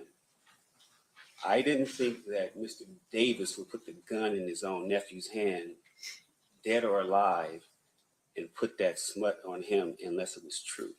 The person that killed Tupac, well, in the neighborhood, he's a hero. In the world, he's a villain. So I didn't think Mr. Davis, me personally, would do that unless it was true with his own nephew, because I know he loved his nephew. They all loved Orlando. And so that particular fact, knowing the culture, and now it's 2008. I mean, let me ask you this. Was Tupac Shakur larger than life after death? Yes, but had he would have been legendary if he lived. And in 2008, he is legendary at that point. But he's dead. And if it gets out that Mr. Davis has said his nephew pulled the trigger, would there be consequences for his neighborhood? I mean, just the way it looks, him being a hero, meaning Tupac to the world, and then this gang, like I said, in the streets, in his hood, Orlando wasn't looked at that, but people are going to always say the Southsiders, the ones who killed Tupac, Nipsey Hussle, all these people who were like that, that's what comes with that. Now, you could wear a badge and act like it's something in your hood, but in the world, that's not a good thing to be, remembered as or thought of as the person that killed Tupac, even though what happened to Mr. Orlando Anderson wasn't right. Thank you. Nothing further. Anything further based on that? Yes. So I just want to make sure I'm clear. You go to Mr. Davis because he's the target of Biggie Smalls' murder. Yes. You interview him, and at some point in the future, you determine that Mr. Davis is not involved in Biggie Smalls' murder. Yes. While you're in the room showing him the information that you have about the drug aspect of it, a life sentence potentially, and everyone in his family or people in his family and friends potentially getting all in the middle of that with all kinds of problems, right? He decides to take the hit, as like you said, right? And instead of saying, hey, I don't have anything about Biggie Smalls, which you now have confirmed, he had nothing to do with Biggie Smalls, so he had no information. He says, I actually have information, and Orlando Anderson is one of those people, right? And at the time he says it, Orlando's actually dead, right? And people in the community of Compton had all had this sort of thing going on that potentially Orlando Anderson was involved in the murder of Tupac, correct? Correct. So that information was available to Mr. Davis when he gave you that information, right? Yes. But once again, you were targeted for Biggie Smalls, and there was no information that would say he was involved in Biggie Smalls, so he couldn't give you any of that information, right? No further questions, Your Honor. Anything further, Mr. DiGiacomo? Okay. I've lost track of how many redirects we're on, so, Sorry. all right. You're okay, guys. Any questions from the jury? Looking at that side of the box? No? Okay. Oh, we do have one. Okay. There's a few.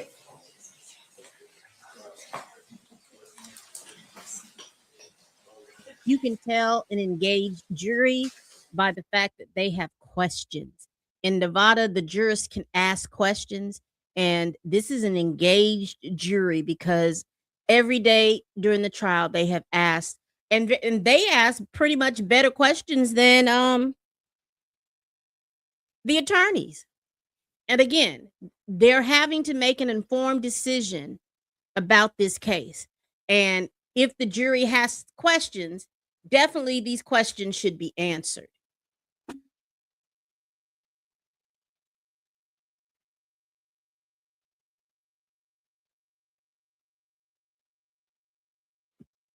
I think she said there were two questions. If I'm not mistaken, I think she said that there were two questions. So I'm excited. Again, in Nevada, the jurist can ask any witness any question. The judge just goes over the question, and the All prosecution right, and a the question defense from one have of our jurors for you. For clarity, would you say the feds were more worried about the bigger fish and the whole puzzle rather than the pieces, being you had the information from Keffe and didn't need to put it together? Yes, they were worried about the bigger picture, but this is 2006, and the smaller types of investigations on both cases had already been run to ground. You needed to come with a different type of investigation to try to see if you can get it. So that's why Detective Kading, the LAPD, that's why he brought in the FBI, ATF, DEA, other agencies to all help to try to solve both cases. Once we found out what Mr. Davis had said, it was Biggie Smalls at first, and then it went to Tupac Shakur. Okay. Any follow-up questions based on that, Mr. DeJacqua? No. Any follow-up questions based on that, Mr. Sam? No, no. Okay, you've faked us out again. All right, you are free to go. Thank you so much, Mr. Dupree.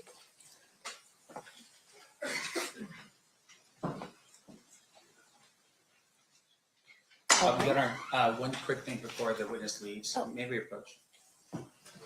If you want to just have him wait in the hall, or where do you want him to wait? If you can just be back on the stand for a second. Oh, okay.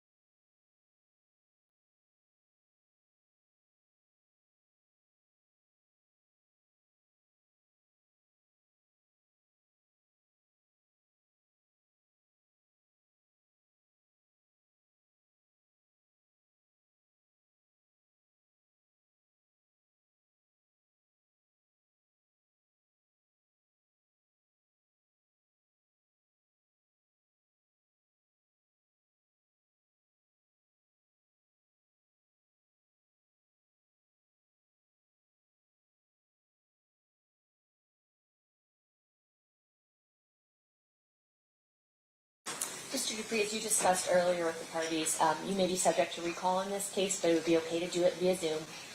If you could refrain from, you're ordered not to discuss your testimony with anyone else in this case until you are released from that potential recall.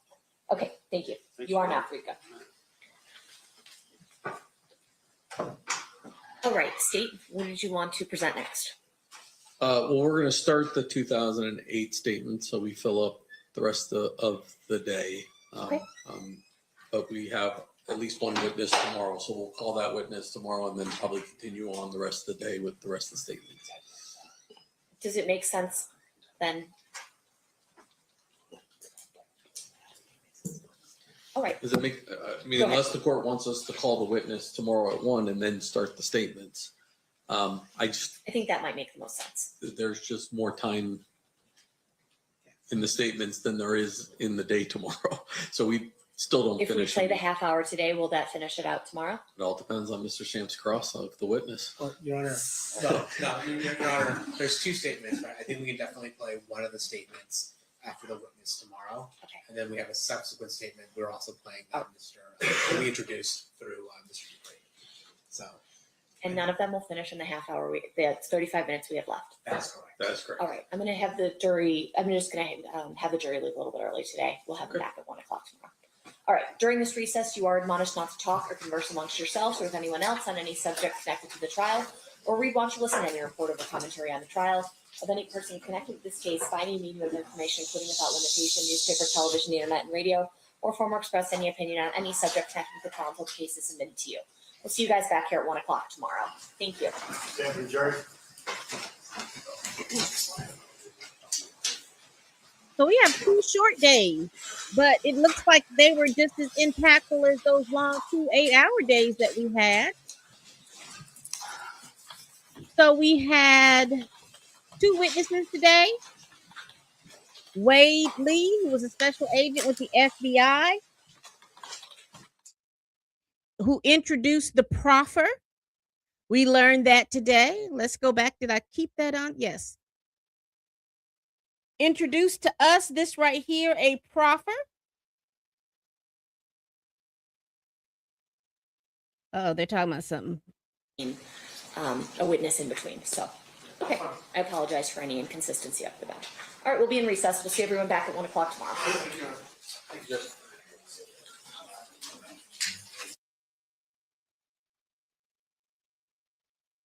All right, we're gonna pause it right here because I'm gonna have to back this thing up because there's some things I want to be able to see, particularly with this proffer.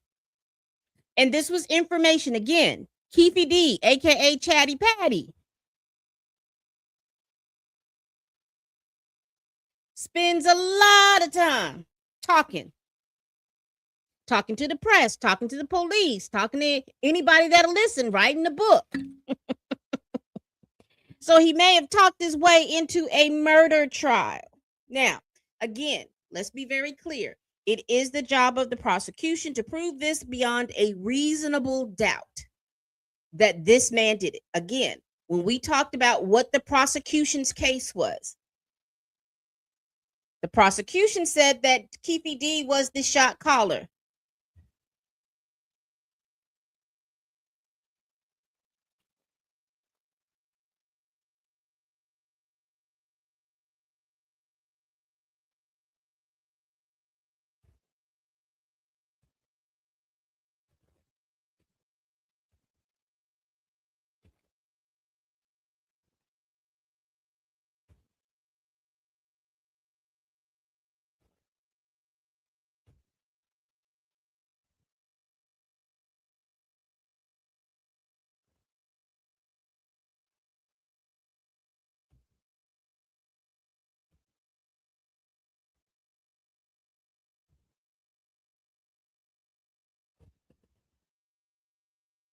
Again, let's talk about what the prosecution's case is.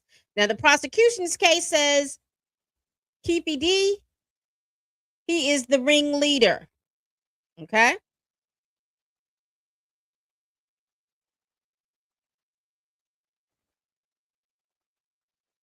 They say Keffe D is the ringleader, that he didn't pull the trigger, but that he was the mastermind behind everything. He secured the firearm. He directed the deadly attack to avenge a casino brawl involving his nephew, Orlando Anderson.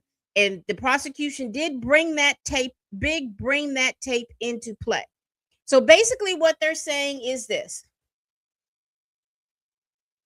This was it, because Duane had weight in the community as far as the gang community, and he brought money into the gang, the Southside Compton Crips, that he was considered to be a shot caller along with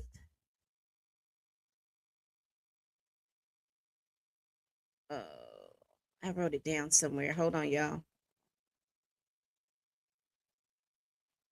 think it was in the code. Yes. Along with this right here, Darnell Brim. He was considered to be a shot caller along with Darnell Brim. And they also, basically everybody was supposed to be going to this Mike Tyson fight. They go to the Mike Tyson fight. Orlando was supposed to have done something to somebody in the MOB.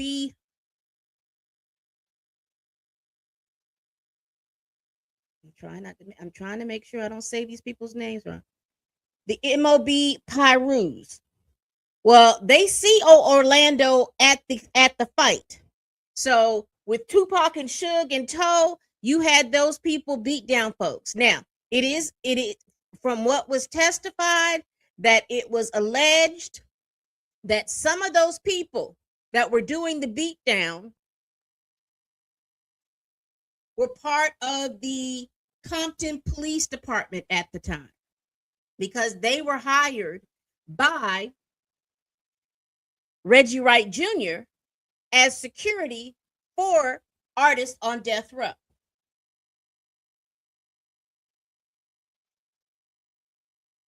Now, the prosecution says David's own admissions, and we call that Chatty Patty, that he emphasized that he heavily incriminated himself through past police interviews, a 2019 memoir, and numerous media appearances where he openly stated that he was the quote boss in the white Cadillac and procured the weapon. Now he's done several. I've seen him a couple of times on YouTube. He didn't come across my radar until people were talking about right before.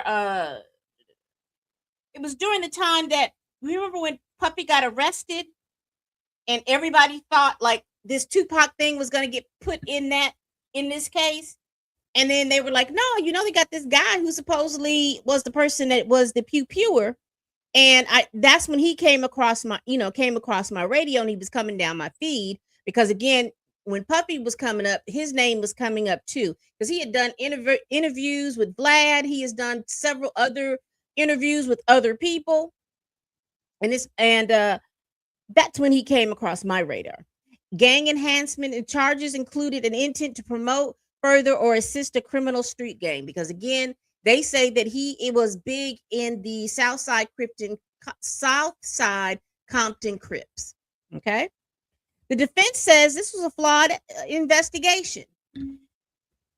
They said that the case against Davis is built on decades-long investigation that's riddled with errors and shortcuts. They said it's unreliable storytelling.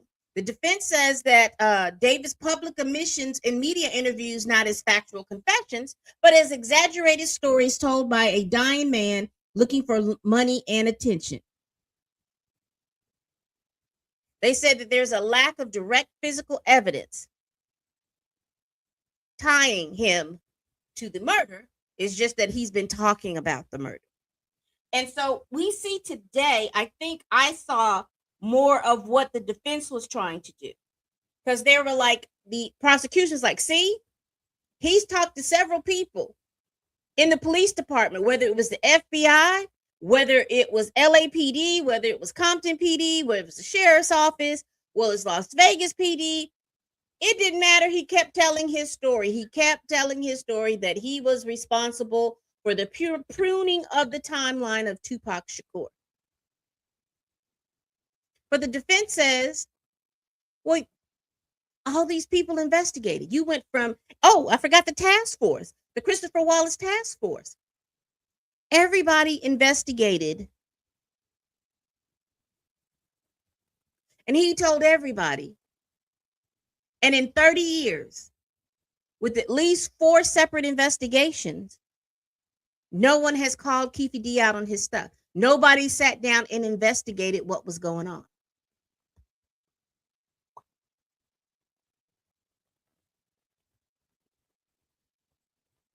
No one followed up.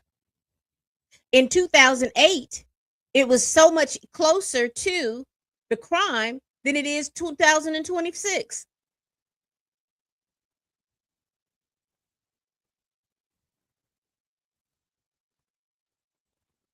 Now, there's physical evidence from the crime scene, bullet holes, bullets, Tupac's body, things that he was wearing on his body. All those things are evidence. But none of those things are tying Keffe D to the crime, except for he's a chatty patty and he said he did it. Now, that's what I've gathered from today, is that they were going over.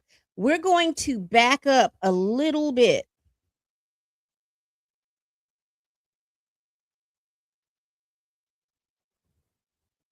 Let's go to the front of this.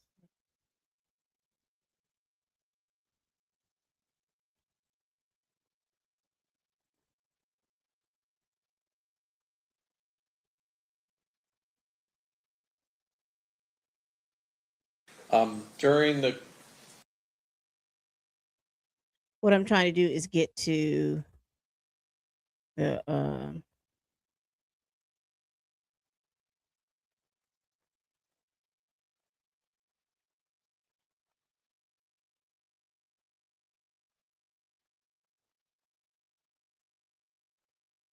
Zip was an individual from New York who was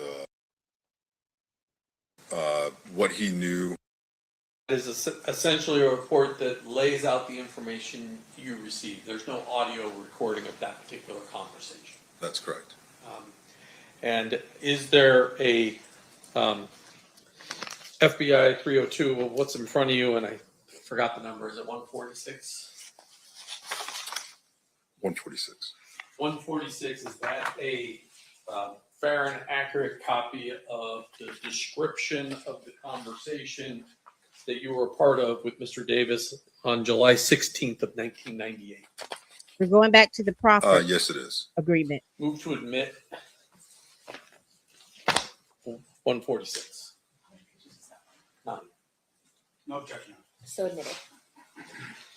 Now, I'm not going to have you go through everything that was in there, but what is your purpose in talking to Mr. Davis in the proffer session?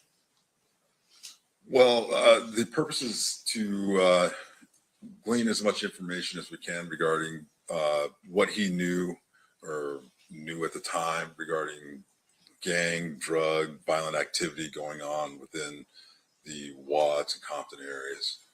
Were you investigating directly, at least, the Tupac Shakur murder? Not directly, like it wasn't, we weren't assigned, we were working our normal gang activity investigations. However, it was known to us that he was a person of interest. Mr. Davis was a person of interest regarding. I just sped it up a little bit. And so during this proffer session, you asked him questions about that as well. Yes, we did. I'm going to go through 146 in front of you. And actually, I can roll it up here on the screen for you.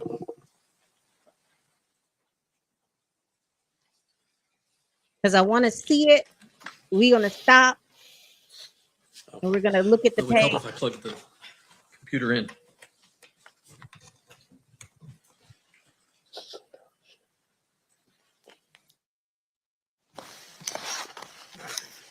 So that's what the front page of this 302 says. Let's pause this. First, let me get this pulled off the air. Give me one moment.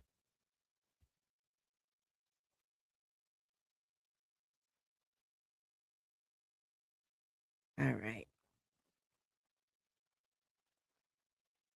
Give me one moment. All right. So here we have it. This is the proffer agreement. It says Duane Keffe Davis, protect identity, date of birth, they give June 14, 1963, was interviewed by agents at the United States Attorney Office in Los Angeles, California. Also present at the interview was Davis' attorney, Ed Fall, and Assistant U.S. Attorney Michael Terrell. Pursuant to an understanding between Davis and the government, the interview was to be treated as a proffer session.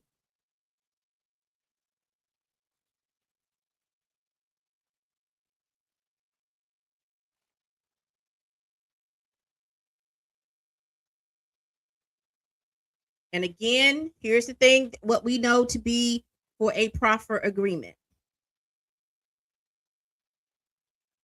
It also was understood that the information provided by Davis during the interview would not be used by the FBI in a way which would disclose to individuals outside the FBI that the information came from Davis. Accordingly, and there's something in the middle, I can't read that. It looks like FD 402 document should not be disseminated outside the FBI. During the interview, Davis provided the following information. Davis knows an individual called Zip. He does not know his first or last name. Zip, who is from New York, is a pimp who controls approximately 40 girls. Zip also sells marijuana. Davis has no knowledge of Zip selling cocaine. David did once discuss a transaction with Zip involving PCP.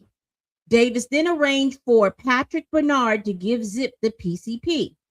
Zip came to Los Angeles with other persons from New York on that other occasions, but Davis doesn't know these individuals' names. Davis met Zip in 1993 or 1994 at a baseball game. An individual called something was also at the game and introduced Davis to Zip.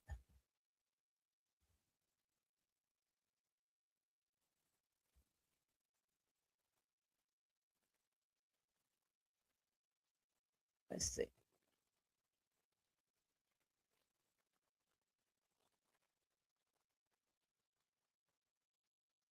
All right.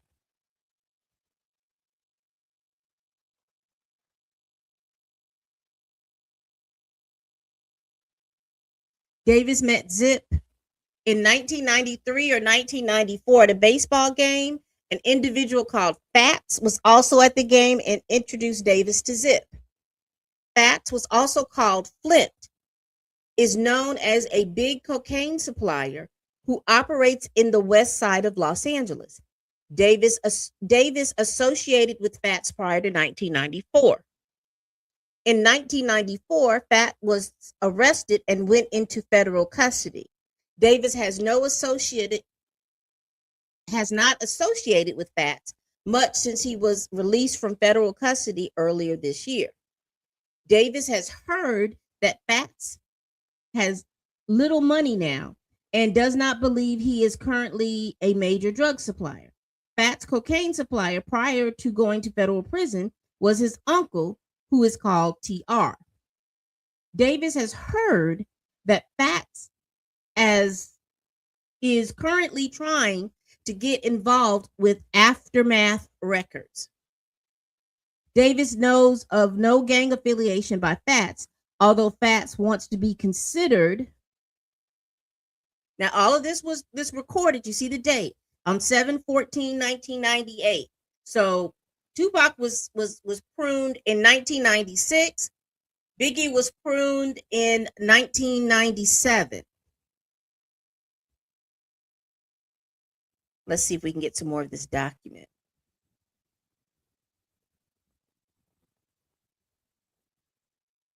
All right. Says here, Davis knows of no gang affiliation by Fats, although Fats wants to be considered a member of the Santana Block Street gang.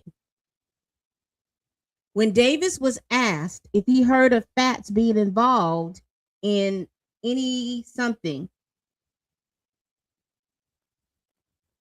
let's see if they move this up just a tad. We're moving real slow to get this information.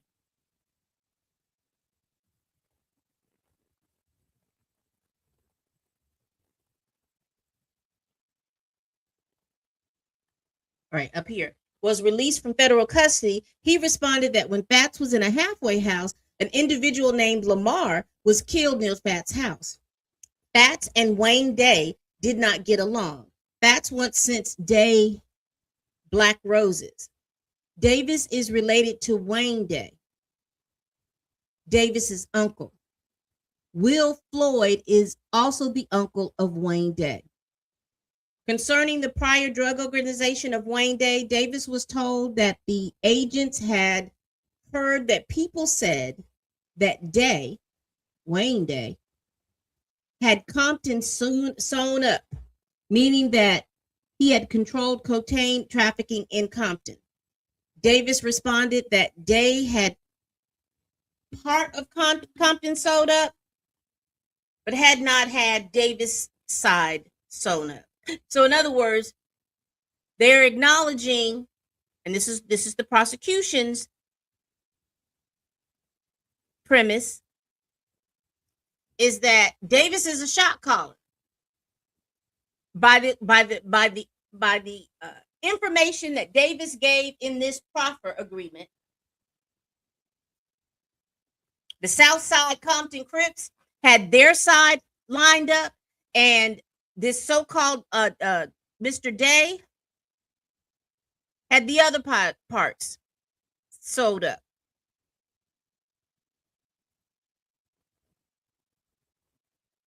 And so they're presenting evidence that Davis was Duane Keffe was a shot caller.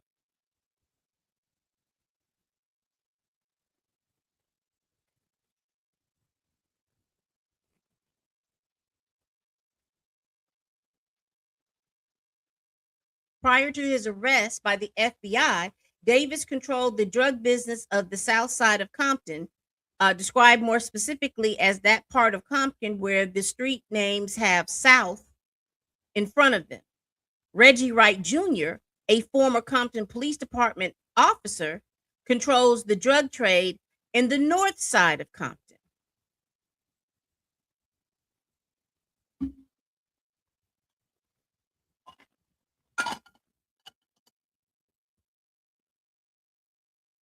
I'm gonna have to go back to yesterday's testimony, because y'all, didn't Reggie Wright Jr. said that he retired because of some medical stuff? Didn't he retire in 1998? Or did he retire before? When did he say that he retired, y'all? Because according to this, while he was a Compton police officer, he was running drugs. Let's continue. In approximately 1983 or 1984, Davis sold cocaine, which he bought from Patrick Johnson.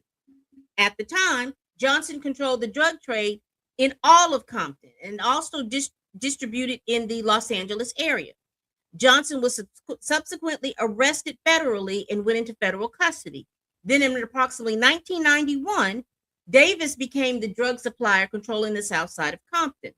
When Wayne Day was arrested by the FBI, Davis and his cousin, Rodney Blackman, aka Speedy, took over the area that once had been controlled by Day. So now he's controlling the south side and he's controlling the other side controlled by Day, but he hasn't said whether or not Reggie Wright Jr. had given up his control of the north side, or he possibly could have. Or was he in charge? We don't know. Let's continue to reading. I'm just speculating because, honey, this is interesting.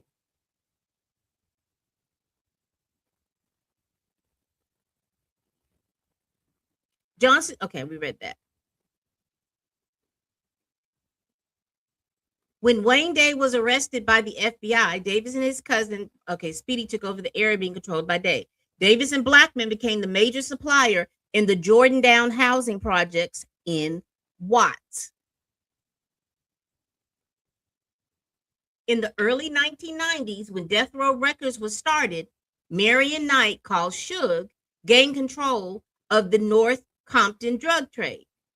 Knight was associated with all of the Blood Street gangs in Compton, and members of these blood gangs participated with and assisted Knight in the distribution of cocaine. Knight would offer blood members getting out of jail thousands of dollars. I think that says to be enforcers. When Knight went to prison, Reggie Wright Jr. became the leader of this. Oh, okay. So Suge took over the north side. He was selling out of the north side. And so now this is what, I'm just extrapolating from what I see in this document, y'all. I'm just extrapolating what I see in this document. Hold on. Just want to make sure there wasn't, because I can't see the comments if you all are seeing, putting any comments out. So I have to come back out of my. I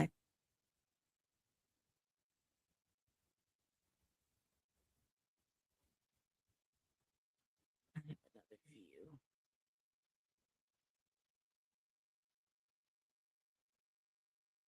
All right. I don't know if I can see it in this view. Hold on, y'all.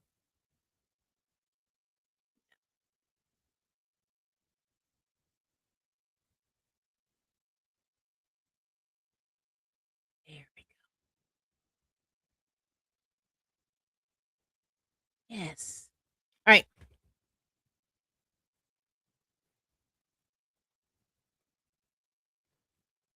In the end of 1990 or the beginning of 1991, Davis visited Johnson at somewhere detention center. Let's see if they moved a little bit.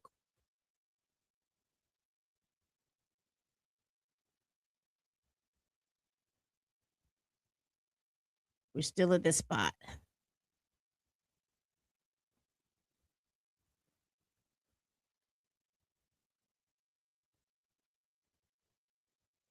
So we missed something. Let's see. Let's go back. Because I don't know why he just didn't have something that just had the page. Let's go back.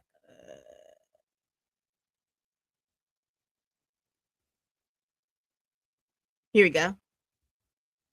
In the end of 1990 or the beginning of 1991, Davis visited Johnson at the Metropolitan Detention Center. Johnson told Davis that he was starting a record company, Death Row Records. Johnson then directed Davis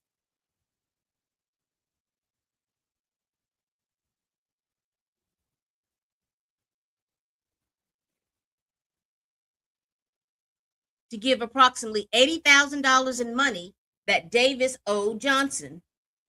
So, in other words, they're saying that Suge was out here slinging weight. He was the shot caller. In order to go legitimate, he was going to start a record company.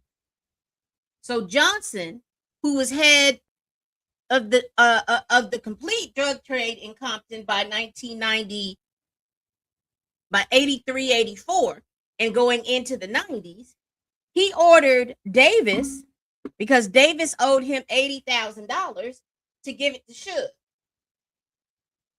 so that Suge could start the record company.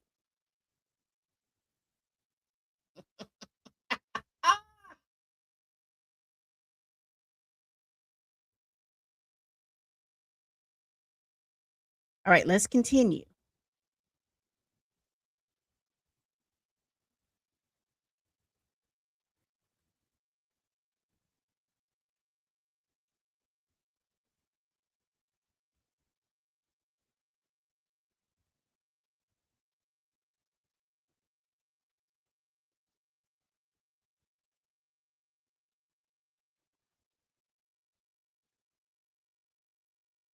From previous drug transactions to Johnson's girlfriend, looks like Tosiah Elenu, so that the money could be something to Death Row Records.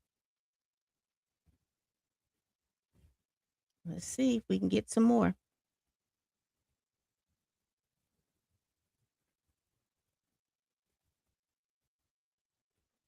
All right.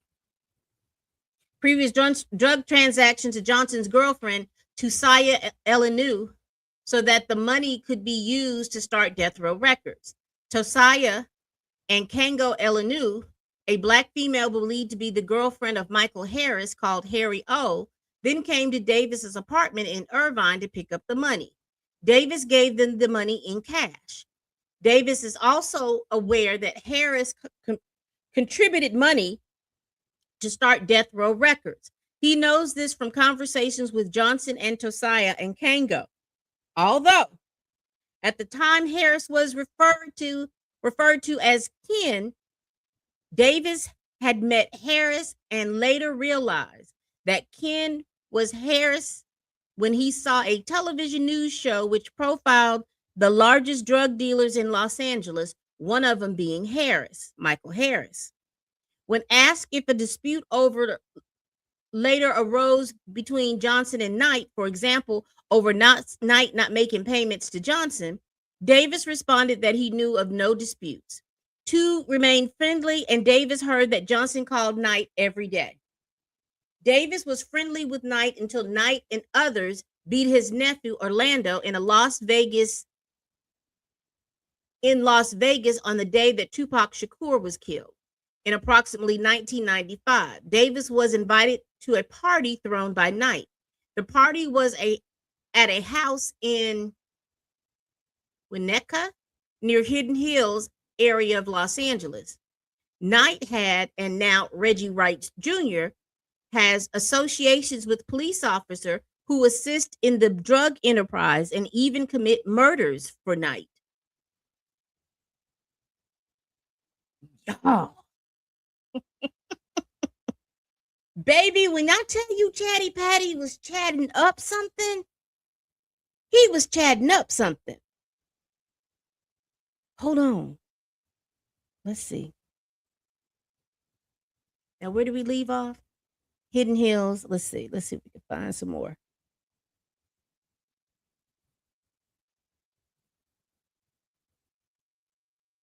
I think we went too far.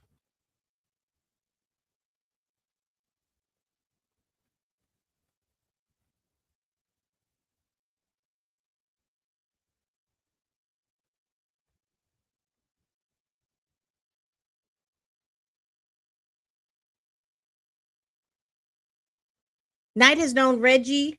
Knight had, and now Reggie Wright Jr. has association with police officer who assist in the drug enterprise and even commit murders for Knight. At the 1995 party, approximately 6 Compton Police Department officers and some Los Angeles Police Department officers were at the party providing security. Some of them wore jackets saying Right Way Security, a company owned by Reggie Wright Jr.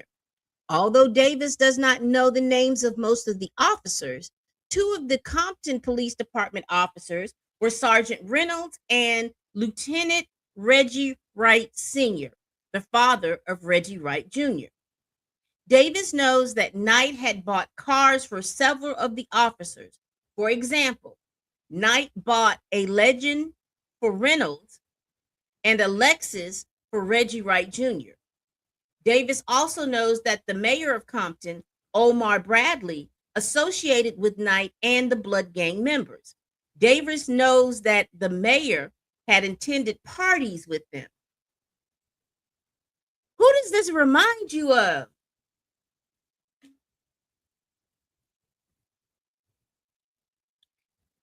Doesn't this remind you? What was that mayor name in Detroit?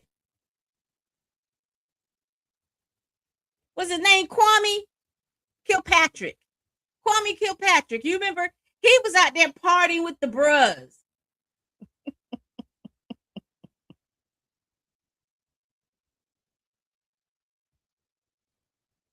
Not Omar partying with the MOBs.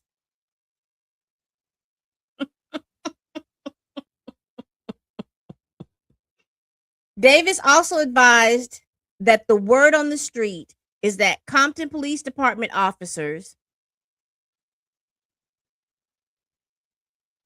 commit murders for Knight. Specifically, Davis had heard that Compton Police Department officers killed Bruce Richardson approximately 2 years ago. Now, remember, this thing was done in 1998-ish. I think this was July 14th, 1998. Richardson was a drug dealer who owned a car wash at 52nd Street in Crenshaw. Richardson had gotten into a fight with Knight and beat Knight up. Oh my gosh. We might not want to read no more of this. I feel like an accessory.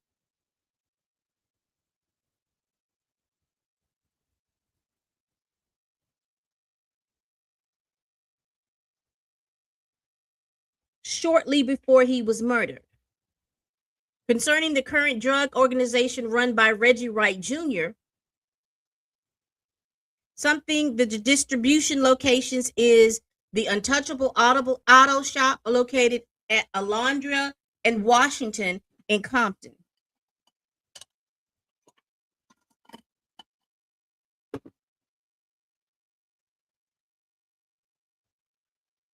Y'all, I promise I'm gonna get a screen grab of all of this stuff.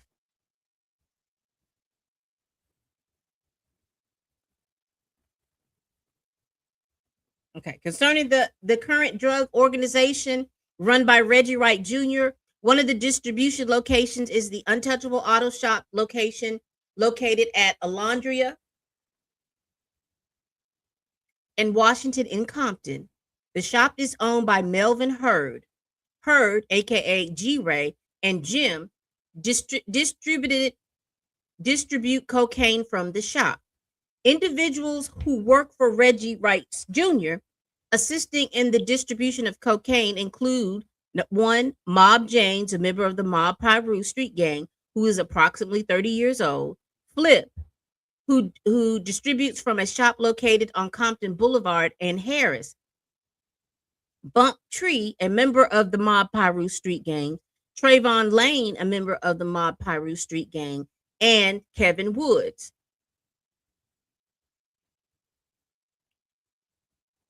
Reggie Wright's junior organization includes other members of the Mob Piru and Fruittown Street Gangs. Wright's organization supplies the Bounty Hunters and Something Gang.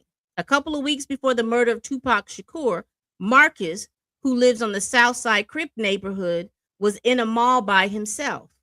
A member of the Blood Street Gang members, hold up now, we got to get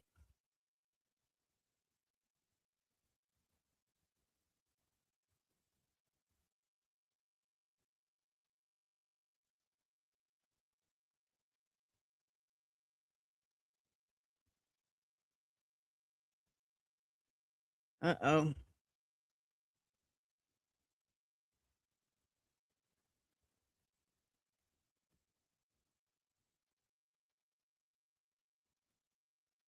Here we go. A couple of weeks before the murder of Tupac Shakur, Marcus, who lived in the South Side Crip neighborhood, was in a mall by himself. A number of Blood Street Gang members attacked Marcus and began beating him up. Orlando Anderson and the others then approached the situation, observed what was happening, and then went to the aid of Marcus. They beat up the Blood Gang members. At the Las Vegas casino on the day of Tupac Shakur's murder, the Blood Street Gang members and Knight saw Anderson and attacked him because of the previous incident at the mall. After the attack, Davis's girlfriend, Paula Johnson, and Anderson's girlfriend, Rashina, went up to their hotel room at the Excalibur Casino. The room was in Anderson's name. The four had driven to Las Vegas in a Land Cruiser. Corey Edwards, Kevin Davis, Terry Brown, aka Bubble Up, and Big Dre and Wynn had also traveled to Las Vegas. They stayed at the MGM Casino. Davis repeatedly denied knowing who killed Tupac Shakur. When asked to speculate, he said that he believed Shakur was killed by the Compton Police Department officers working for Knight.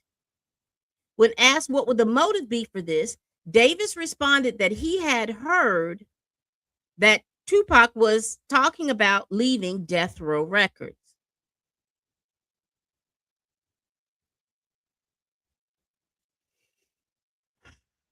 Y'all, let's move on.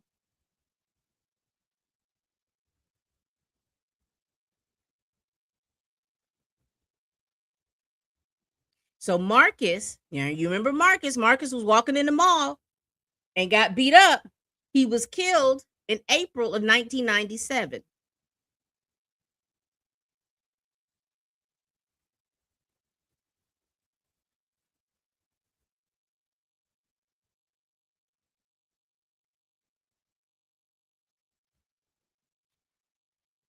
Marcus was shot and killed in April 97. You remember Tupac was killed in September of 96.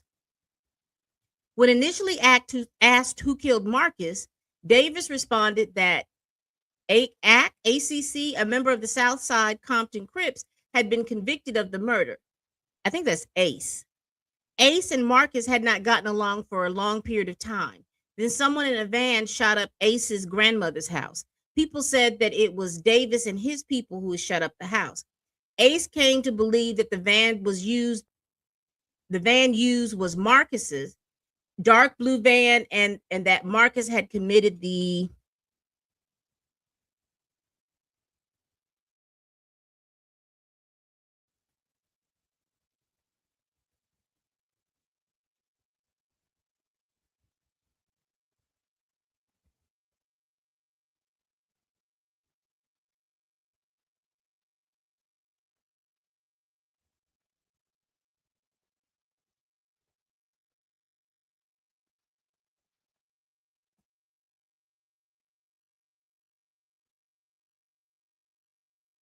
I think we went too far, y'all. Hold on.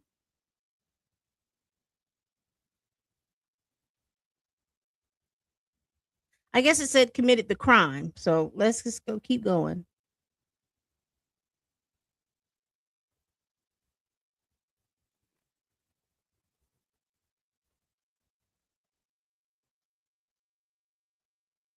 right, committed the shooting. Accordingly, Ace shot and killed Marcus. At the time he was killed, Marcus was with Tommy, a basketball player who was interviewed by detectives. In approximately 1993 or 1994, now I am reading the proffer uh, for those that are just joining.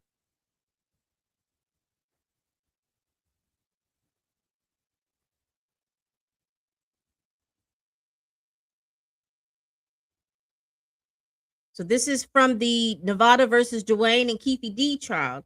I'm reading the proffer agreement, which is a written contract between a federal prosecutor and a person under criminal investigation. It lets you share what you know about a crime, right? In exchange for this, the government promises not to use your direct words against you in its main trial case. It does not grant immunity or a lighter sentence. This is what we're reading right now.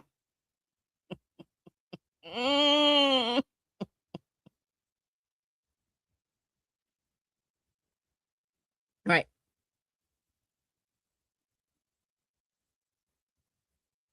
At the time he was killed, Marcus was Tommy, a basketball player, who was later interviewed by detectives. In approximately 1993 or 1994, Zip, now you remember Zip was the New York cat, introduced Zavis, he was the pimp and the drug dealer from New York, introduced Davis to Notorious B.I.G. at Summer Jam. Davis associated with Notorious B.I.G. when he was in the Los Angeles area. There was never any drug connection between Davis and Notorious B.I.G. Davis was at the music event when Notorious B.I.G. was shot and killed. Prior to the murder, Davis observed females associated with Death Row Records at the party. They were Lachelle, a comedian for Death Row, and Jewel, a singer for Death Row. Davis believes that they saw Notorious B.I.G. at the event and then called Blood Gang members to come. Davis observed Reggie Wright Jr., DJ Quick, a performer for Death Row, Theo, a disc jockey, and about 10 or 11 Treetop and Fruittown Blood Gang members arrive at the event. Davis told Notorious B.I.G. where they were there and to watch out. Shortly thereafter, Notorious B.I.G. was shot. Davis did not see the shooting. Davis believes that Reggie Wright Jr. and the Blood Gang members associated with him killed Notorious B.I.G. When asked who the individual was who killed Notorious B.I.G. and who the composite drawing of the suspect looked like, Davis responded that the composite looks just like Reggie Wright Jr. Hold the lickety luck on.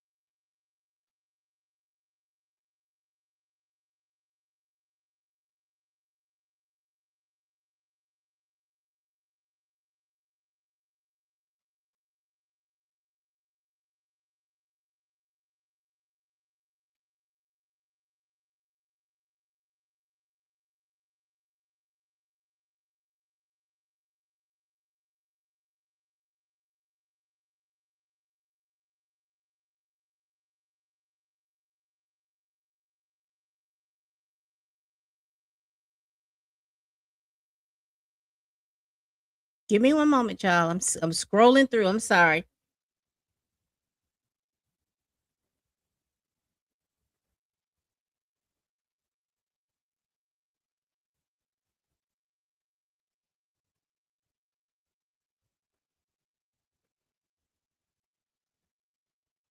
This is the composite right back here in the back. If you see this, This is the composite of who they believe was the one that pruned Christopher Wallace from the timeline.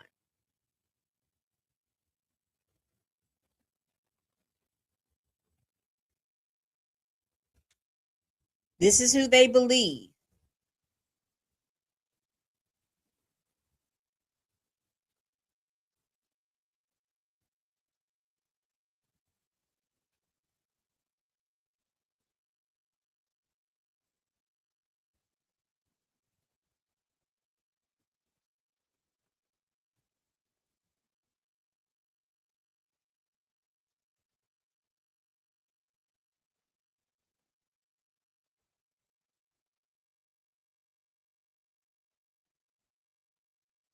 Now, we're not going to play this, but I just want to show this. This is what he supposedly looked like back in the day. This picture right here, this was when he was an officer. This is him a little older. This is the composite sketch. This is what he looked like when he was an officer. I think this is what he looks like. This was uploaded in April 2019. Because how he looks now when he was in court, he said that, he couldn't walk or do anything because he caught COVID.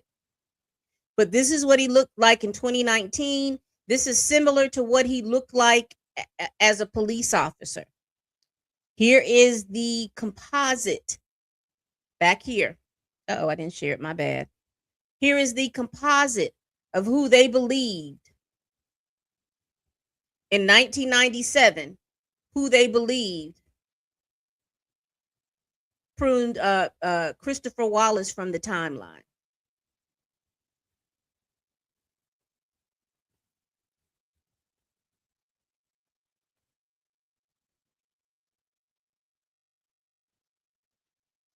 Y'all, a mess.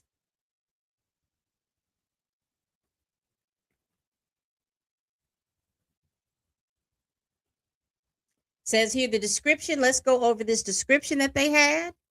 It says, if you look at the sketch online, it features these distinct visual details: facial structure, a man with a distinct sharp heart face shape, a prominent high or receding hairline paired with a thin and neatly trimmed mustache.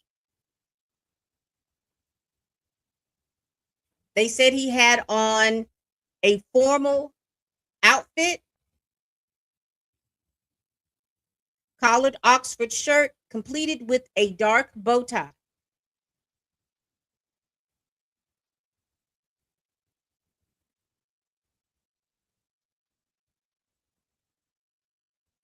Mm, mm, mm, mm, mm. Let's continue this. Come on now. Hold on.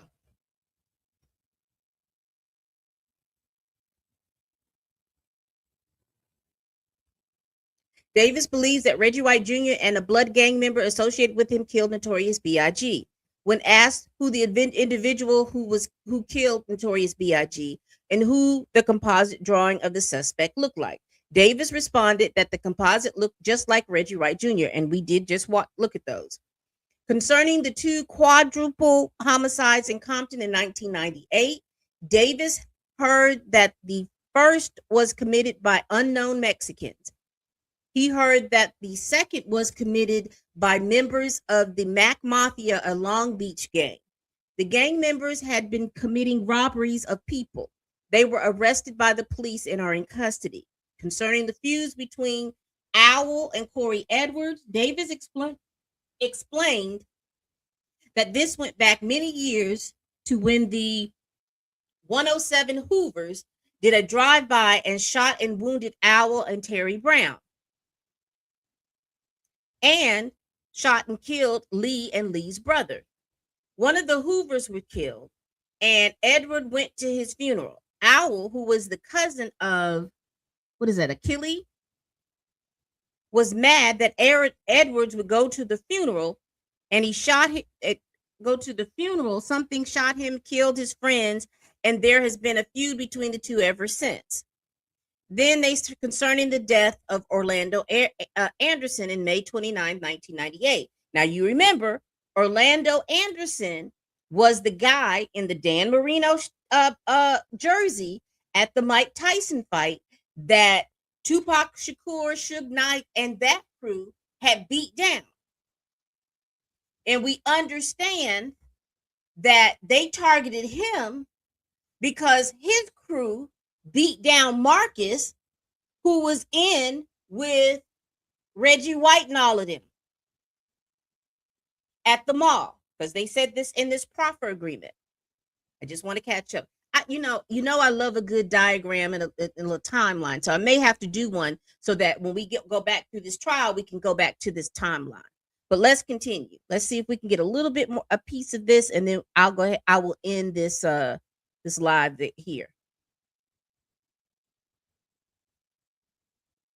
Now, concerning the death of Orlando Anderson on May 29, 1998, the day after Davis's federal arrest, Anderson and Owl were together when they encountered 3 members of the Corner Pocket Crips.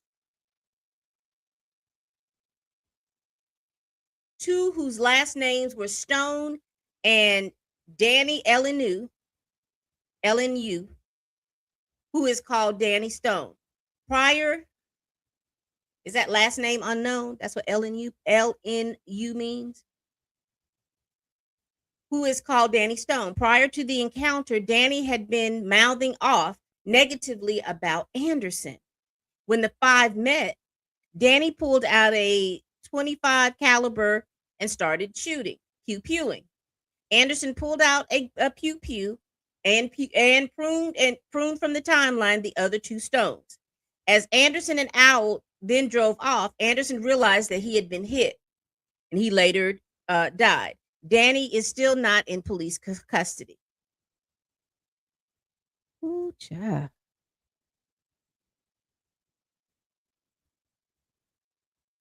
So they're still going over this.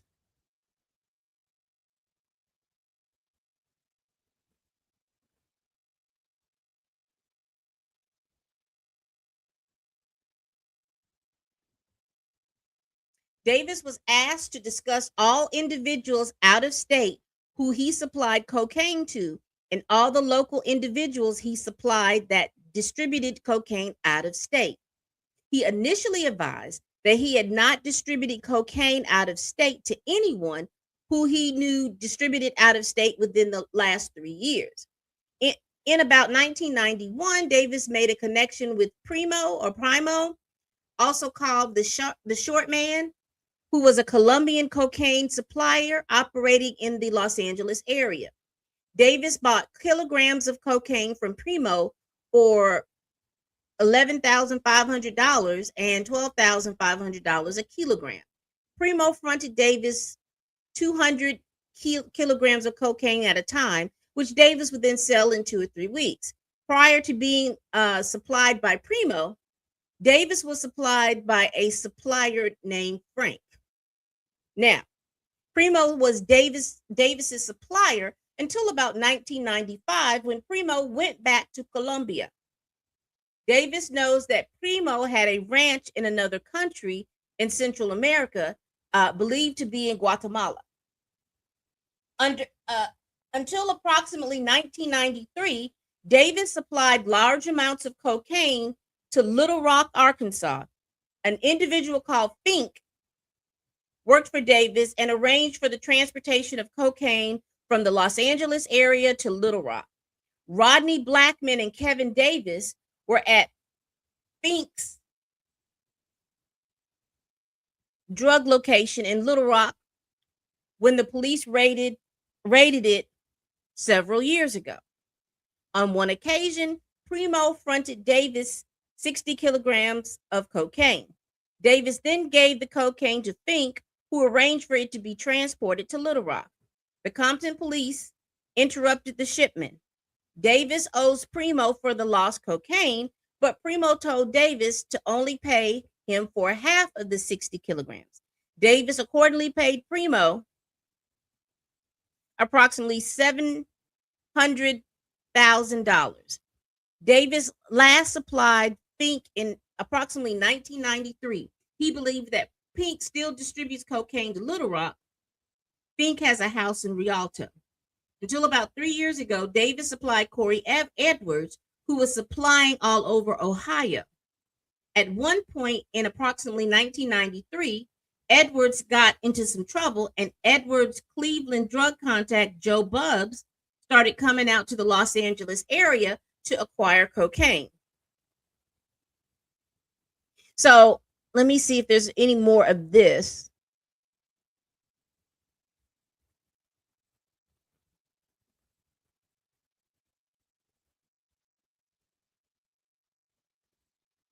When Bubbs came to Los Angeles to obtain the cocaine, he came with George, last name unknown, his drug courier, who was about 50 years old. George would drive the cocaine back to Cleveland in a van. Davis broke off the drug relation with Bubbs after he believed that Bubbs and George were working with the FBI to make a case on Davis. On this occasion, in approximately 1993, Bubbs and George came to the Los Angeles area to acquire cocaine. Before delivering the cocaine, Davis observed several cars surveilling him, which he believed was the FBI. He did not go through with the drug transaction. Davis has never supplied cocaine to Greg Brooks. Davis knew Brooks was distributing to Baltimore. Samuel Lopez became Davis's main supplier after Primo went to Colombia.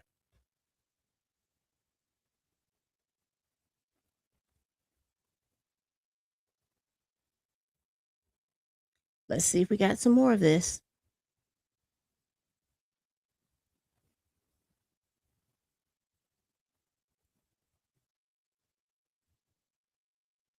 Okay, let's go back. We missed something.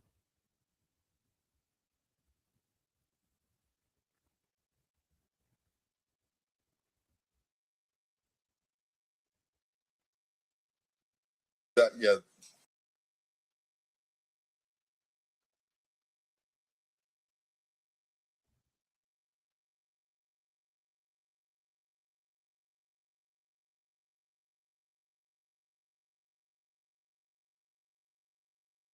Okay, so we need to go forward. It says Davis never supplied cocaine to Greg Brooks. Davis knew Brooks was selling out of Baltimore.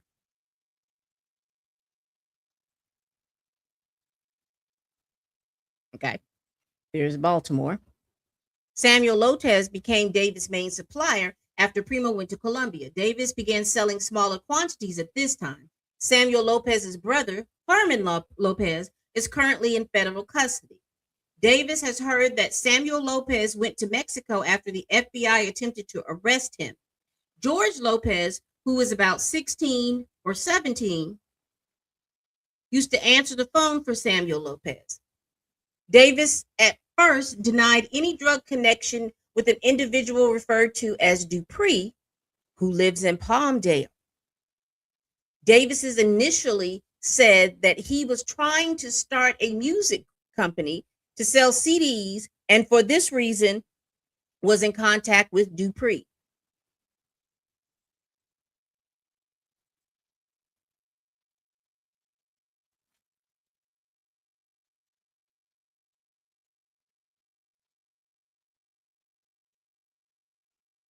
Now hold up.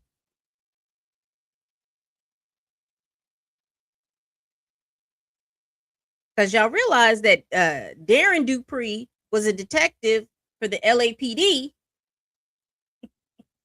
I don't know how far back he went, but it's interesting that that name came up and then there's a witness. I'm not saying that they are the same people. Please do not mishear me.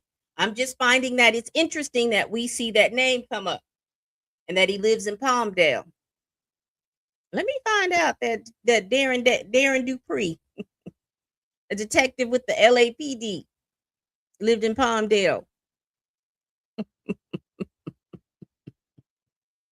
I'm just reading, y'all.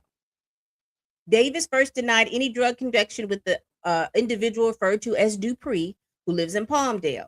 Davis initially said that he was trying to start a music company to sell CDs. Okay. Agents then played for Davis a tape of an intercepted telephone conversation between Davis and Ezel Dupree Hall III, which occurred on June 24th, 1997. So scratched what I said about Darren Dupree. This man is named Ezel. Davis stated that the call was between him and Dupree and acknowledged that during the call, Dupree was saying that he had had people coming from out of state to the LA area to purchase cocaine. Davis denied knowing where the buyers from out of state were coming from. Agents then showed Davis the following: the Department of Motor Vehicle photographs with the identifying information covered up. When shown the photograph of Samuel Lopez, David identified him as Samuel Lopez. When shown the photograph of Corey Edwards, Davis identified him as Corey Edwards. When shown the photograph of Ezel Dupree, Davis identified the individual who lived in Palmdale called Dupree. Davis was again instructed to tell the truth. David did supply cocaine to Dupree. Dupree had an out-of-state buyer in Kentucky who would bring suitcases of money to Davis to purchase 8 to 13 kilograms of cocaine. Once again, y'all,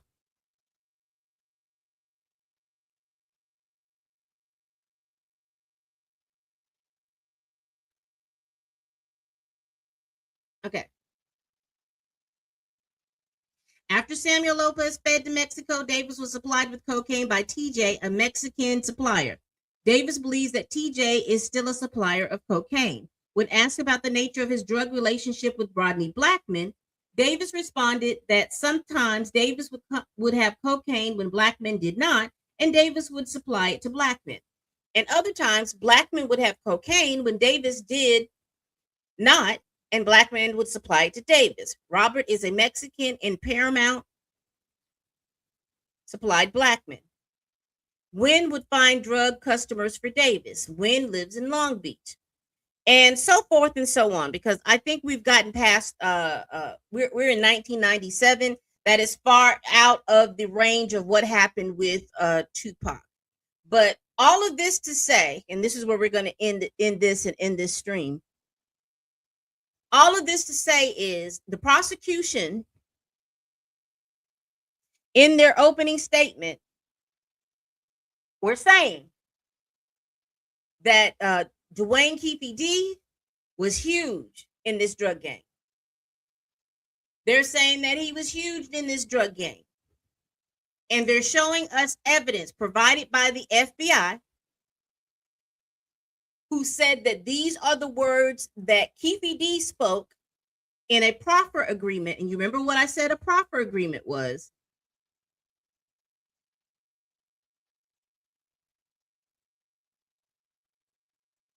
In this written contract. And he was told that anything that he said, what he knew about a crime, and they weren't going to use what you said against you in a court of law.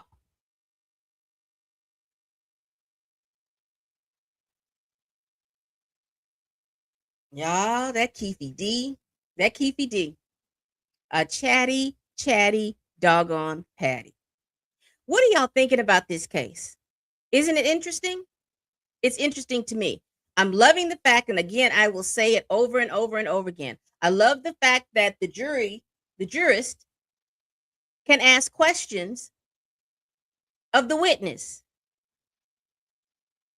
It's nothing they have to sit on and stew.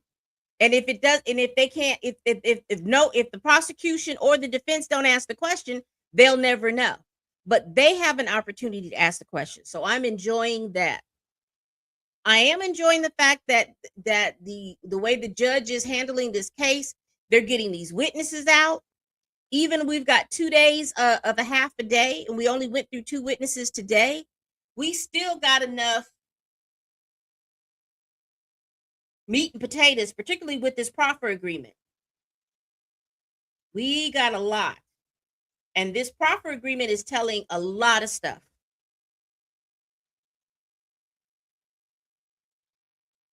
All right, people. We do this every week. Please like, comment, and subscribe. Please share this video if you care. Y'all, please tell a friend, tell a kin, tell a coworker, tell that heifer that you can't stand that I'm over here making these videos. And as always, people, bye-bye. And I will see you all tomorrow again, Central Standard Time, which will be 3:15. We'll start at 3:15. And we usually catch up. And so we'll start maybe 15 minutes later so they can go through all their little necessary rigmaroles because we don't get to hear any of that. So, bye-bye. See you tomorrow at 3:15 Central Standard Time, 4:15 Eastern Standard Time. We out.